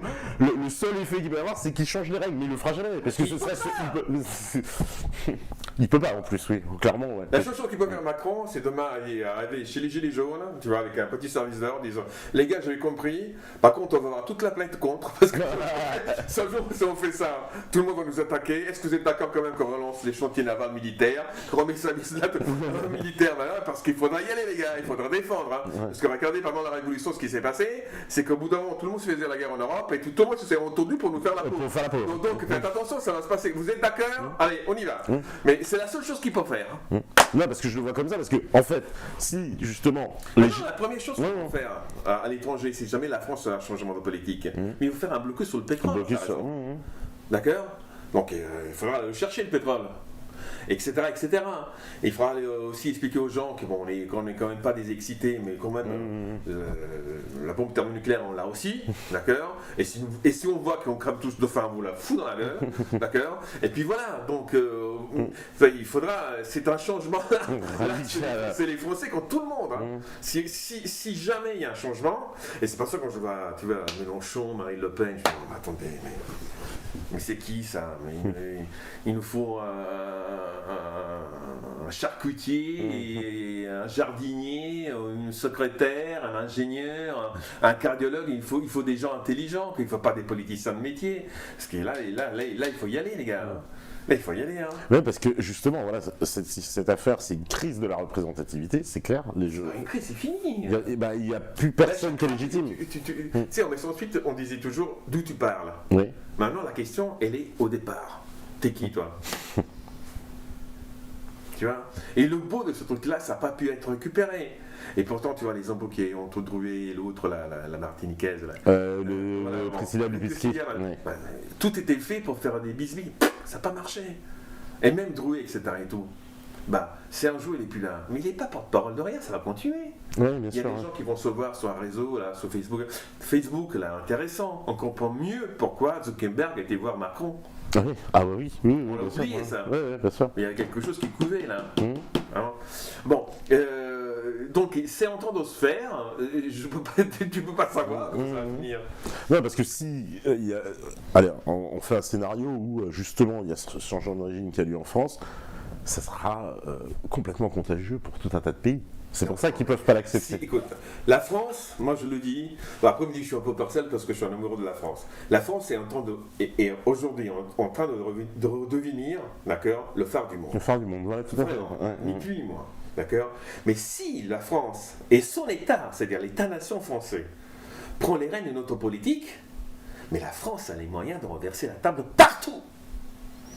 Écoute, je te garantis que non seulement ce qu'on a vu à l'Albatros, mais moi j'ai d'autres amis qui sont paras, qui sont en infanterie, mais qui sont aussi ailleurs. Dans la Légion, par exemple, tu vois, la Légion c'est quand même très, très romantique, tu vois. On te dit viens dans l'armée française, t'es français, mais ça n'existe qu'en France, tu vois. C'est quand même d'une beauté. Alors que bon, en Angleterre, tu viens là-bas, t'as une sorte et puis tu te casses. C'est quand même quelque chose de formidable. Et si la France fait ça, mais le monde va changer. Mais le monde va changer comme il est. Je veux dire, c'est pas des rêves, ça a déjà été le cas. Ça s'est déjà fait. Lisez ce qui s'est passé. Et donc là, tu te dis, tout le monde le sait. Enfin, je l'ai lu, je crois, on parlait, on me rappelle plus. Quelqu'un qui, au niveau du réseau Voltaire, tout le monde en parlait, et dans toutes les chancelleries du monde, il y a une cellule crise gilet jaune maintenant. Enfin, des pays, parce que il faut suivre ça, ce qui se passe. Et je pense que dans les grandes multinationales, c'est pareil. Non, parce que là, cette crise, loin d'être terminée, qui fait qu'on va passer bientôt des élections. Il y aura, les élections. Alors, je ne mettrai pas mes boulettes à couper, tu vois. Alors, les élections européennes. Là, on va faire les jours s'allongent, on va avoir les beaux jours. Attention, hein. Il peut malheureusement y avoir quelque chose qui va catalyser le mouvement, c'est-à-dire accélérer et le faire précipiter. On l'espère pas. Mais bon, on sait très bien. Regarde, on nous a dit, par exemple, pour l'acte 10, il y a une grande mobilisation quand même par rapport aux autres fois, c'est vrai. On ne nous a pas parlé de la répression, elle était identique aux autres fois. Il y en a eu autant.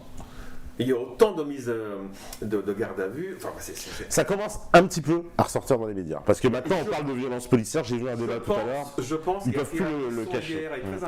Ils ont montré les images d'arrière. C'est très important. C'est très important. Et je pense que quand les Français vont se rendre compte, comme c'était pendant la Première Guerre mondiale, que les types qui n'osaient pas parler, ils pouvaient parler parce que ça c'est su, et qui disent attends, mais c'est notre gouvernement qui nous fait ça à nous. Parce que tu veux, les Français, là, les Blancs, ils disent, mais nous, les Français, quand même. Peut-être que toi, t'es Français aussi, parce que, mais moi, je suis Français, quand même, tu vois. C'est la question de l'identité française, le débat qu'il y a eu sur Sarkozy, c'est débile. Parce que la vraie histoire, c'est que les Français qui sont Français, ils se posent jamais la question, pourquoi je suis Français. Oui, évidemment. Bien sûr. Le matin, ils se lavent, ils se rêvent, et voilà. Et si tu veux, et quand on se rend compte que le gouvernement français a fait ça, il aura fait ça, je ne veux pas être Macron. Déjà, il y a une espèce d'illusion du gouvernement, il ne peut plus se balader nulle part, parce que même ces réunions, on a appris qu'il y a un cordon de 3000 CRS. Le type, il est là, tu sais, on dit toujours son arrogance post-adolescente. Dans ses manœuvres, dans son arrogance de classe, venez me chercher. Et quand ils vont le chercher, il est là à l'Élysée avec l'hélicoptère qui peut se barrer. Mais qu'est-ce que c'est que ça? Mais qu'est-ce que c'est que ça? Non, parce qu'il ne peut plus aller nulle part. S'il y avait un minimum de sérieux d'État, mais ils arrêtent tous démissionner. Je dis, bon les gars, maintenant qu'est-ce qu'on fait? États généraux, enfin on fait quelque chose. Ouais. Des États généraux comme pendant la Révolution française. Et voilà. Pas seulement quand il y a eu la Régence, il y a eu l'État généraux, Catherine de Si j'ai envie de dire, il se dit ça a mal fini si c'est les États généraux parce que justement ça a fini par destituer le roi. Alors moi je serais Macron, je me dirais non, les États généraux. Marie de Médicis, je crois que les États généraux c'était 610. Bon, il y a eu pour le maintien d'épaulettes ou pour le bon, quand il y a des grandes crises d'État, bien sûr, tu fais ça. Et puis encore une fois, c'est le gros débat qu'il y avait au moment de la Révolution, tu sais, entre Robespierre et Thomas Paine. Oui. Il y en a qui étaient contre la décapitation du roi, tout simplement parce qu'on ne peut pas rendre responsable une personne d'un système. Macron, il est très antipathique. Bon. Je m'imagine quand même que dans sa tête, alors qu'il a été l'assistant de Paul Ricoeur, que je connais bien aussi, il doit se dire quand même, là, Paul Ricoeur, qu'est-ce qu'il dirait de moi? Ah oui, non, dictateur, non, il dira que je suis un tyran. Il dira que je suis un tyran. Voilà, donc il doit se les dire, ces choses-là. Il sait très bien que c'est pas possible de rester. Il le sait lui-même que c'est pas possible. Et il sait que les autres savent qu'il sait. Tu vois? Etc. On peut continuer comme ça à l'infini. Donc il va finir par se passer quelque chose. Mais toutes les manœuvres de basse police à l'heure actuelle, elles servent à quoi? C'est ça un peu ce que disait Victor Serge au moment de la Révolution. T'as beau avoir tous les flics que tu veux, tous les renseignements que tu veux, etc. et tout, la masse est telle que tu peux plus rien faire. Tu vois? Donc donc au bout d'un moment, je sais pas quoi. Là pour l'instant, toutes ces répressions-là, et qui existent, ne sert à mon sens qu'à se dire on va gagner du temps pour voir ce qu'on peut faire. Mais bon, c'est un jeu dangereux. Hein. C'est un jeu dangereux parce que le temps, ça pourrit la situation. Le temps joue plutôt contre eux. Là. Parce que eux, ils pensaient jouer la montre. Moi, j'ai l'impression qu'au début, le gouvernement il s'est dit je laisse jouer la montre parce que ça joue pour nous. Mais en fait, ça joue contre eux. En 2005, ici, là, 93-95, il y a eu 200 blessés par balle quand même pendant les émeutes de 2005. Ah ouais? Ça n'a jamais été évoqué. Non, c'était dit. Bon. En dernière page du Monde, mais c'était dit. Bon, je vais dire, il y a un jour, il peut avoir la tentation de dire tiens, on prend la racaille, on les arrose un peu discrètement, et ils disent allez nous faire un carton, machin, tout bidule. Pour les monter contre les gilets jaunes. À ton avis, qu'est-ce qui va se passer? Je sais pas, moi, ils feront pas le poids parce qu'il y a trop de monde en face. Oui, et puis les Français sont armés, il ne faut pas l'oublier. Ouais, bien sûr. Il ne faut pas l'oublier. C'est une garantie démocratique, les armes. Donc, c'est ce qu'on les pavés, il ne faut jamais les enlever. Enfin, ils sont surtout armés dans les campagnes, pas trop dans les villes. C'est un mouvement de campagne. Et c'est un mouvement de campagne, c'est vrai. Mais c'est en train de contaminer les villes aussi, parce que c'est ça qui est intéressant. Toulouse, Paris,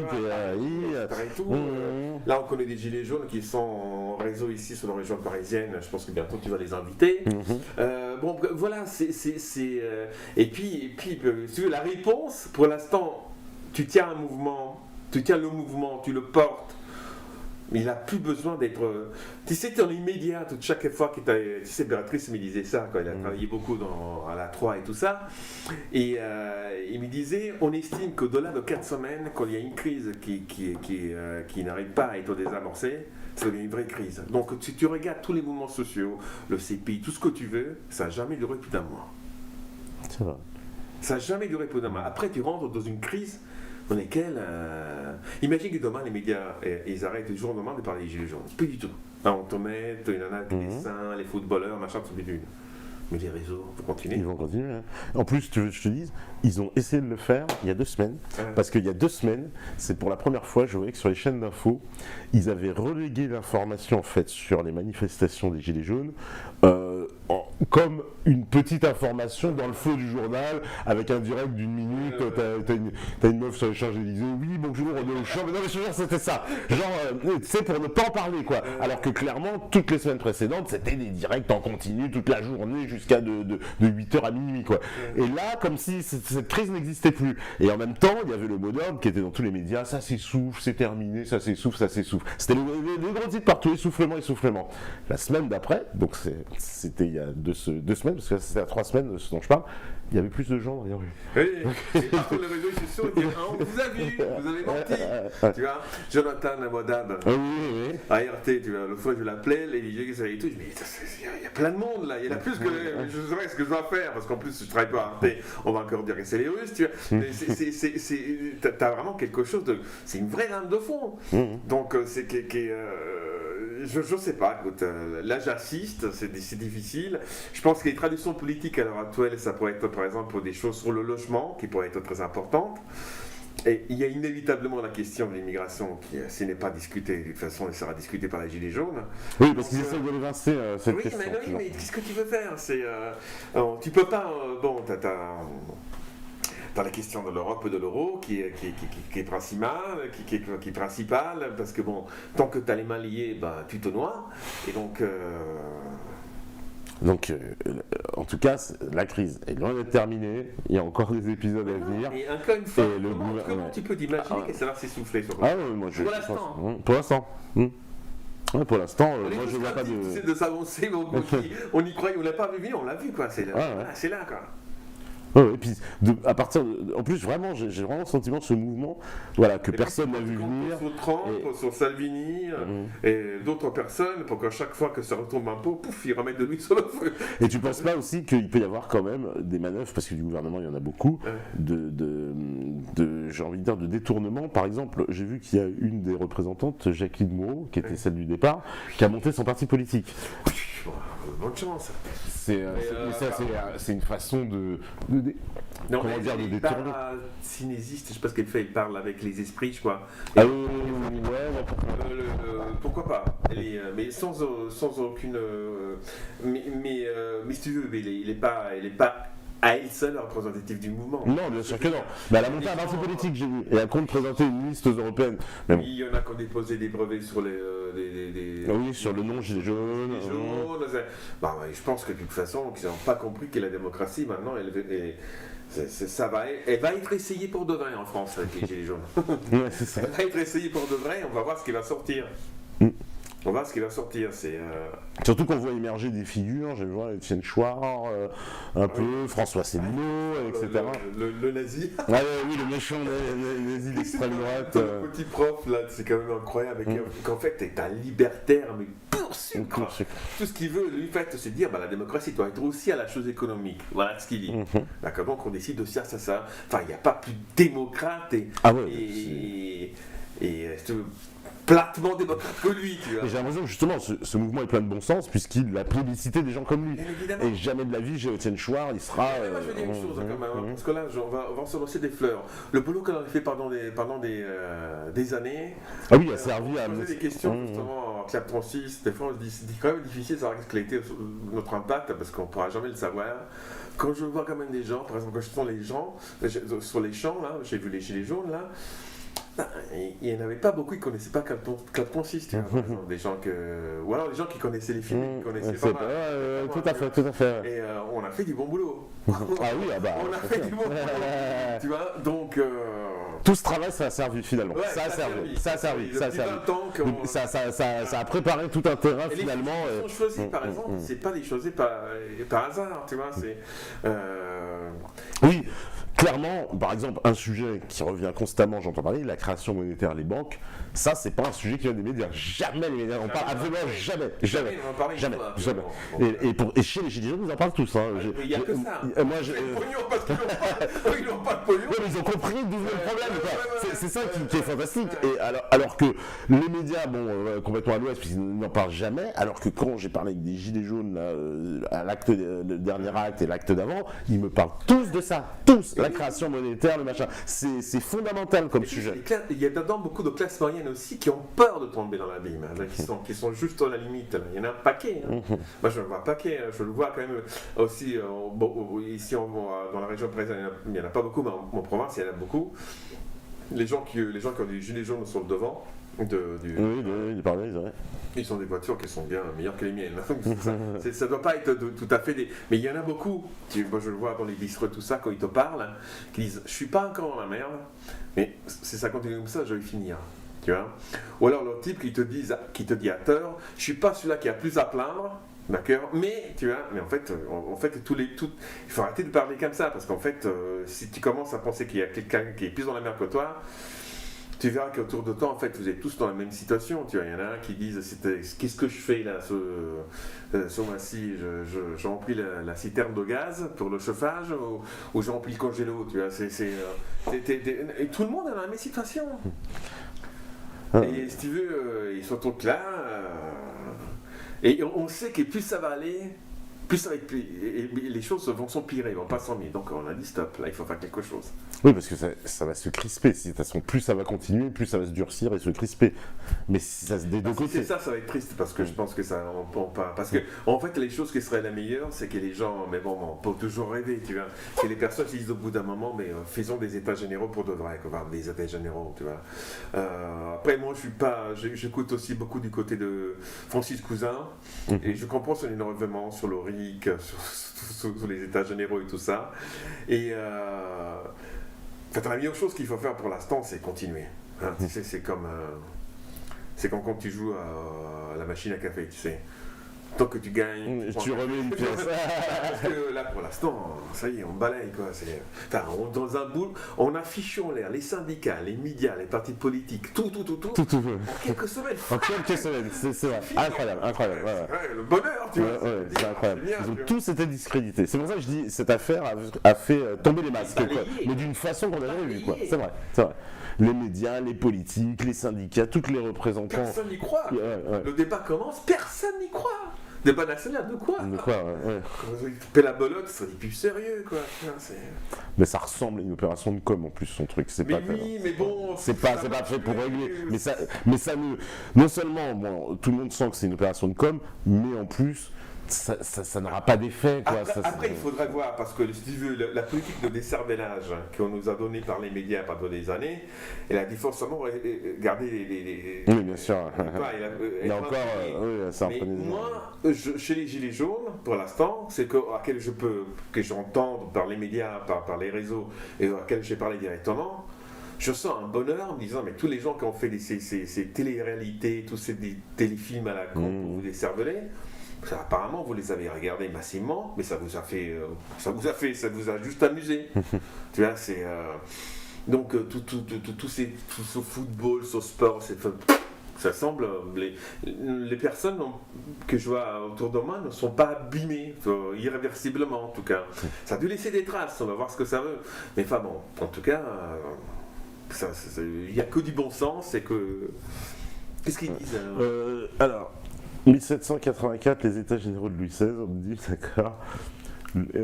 Qu'est-ce qu'il y a encore? Je ne sais pas s'il y avait des questions, non. On nous a mis des photos de bateaux. Je crois que c'est l'ancien et le nouveau. C'est marrant. Albatros. Ouais. Je crois que c'est l'ancien et le nouveau bateau, celui-là. C'est ça. Ouais, peut-être, ouais. Enfin, non, il n'y a pas de questions plus, je vois pas. Non, je vois pas de questions plus. Mais bon, c'est normal parce que ils sont pas connectés, il n'y a pas beaucoup de connectés sur le Discord. Mais bon, c'est normal, les gens ne sont pas habitués. En tout cas, moi, ce que je pourrais dire avant, on sera la prochaine fois, on verra bien parce qu'il y a une surprise sans doute pour la prochaine fois qu'on verra. Mais moi, si je pourrais donner un conseil à toi comme à tout le monde, foncez en direction des Gilets jaunes parce que c'est vraiment, laissez tomber tout le reste, quoi. Ça, c'est quelque chose à voir, c'est important, quoi.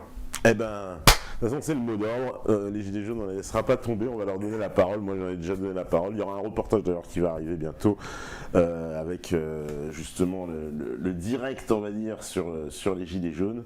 Et puis, direct que j'ai effectué depuis Paris. J'ai fait un certain nombre d'interviews. Vous retrouverez tout ça bientôt. Merci, Francesco. Oui. On se retrouvera bientôt. À très bientôt. Voilà, à bientôt tout le monde. On se retrouvera, nous, certainement, justement, jeudi pour une autre émission solo. Est-ce que la régie elle est prête? Je demande à l'avance. C'est parfait. Donc on va envoyer un petit clip pour finir. En attendant, si vous écoutez ce message, c'est que vous êtes la résistance. Ciao, ciao, ciao.